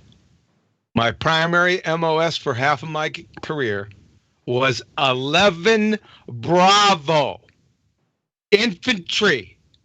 I'm an expert infantryman. I fired expert with every single weapon that the U.S. military had, small arms weapons, at the time I was in, besides being an expert infantryman.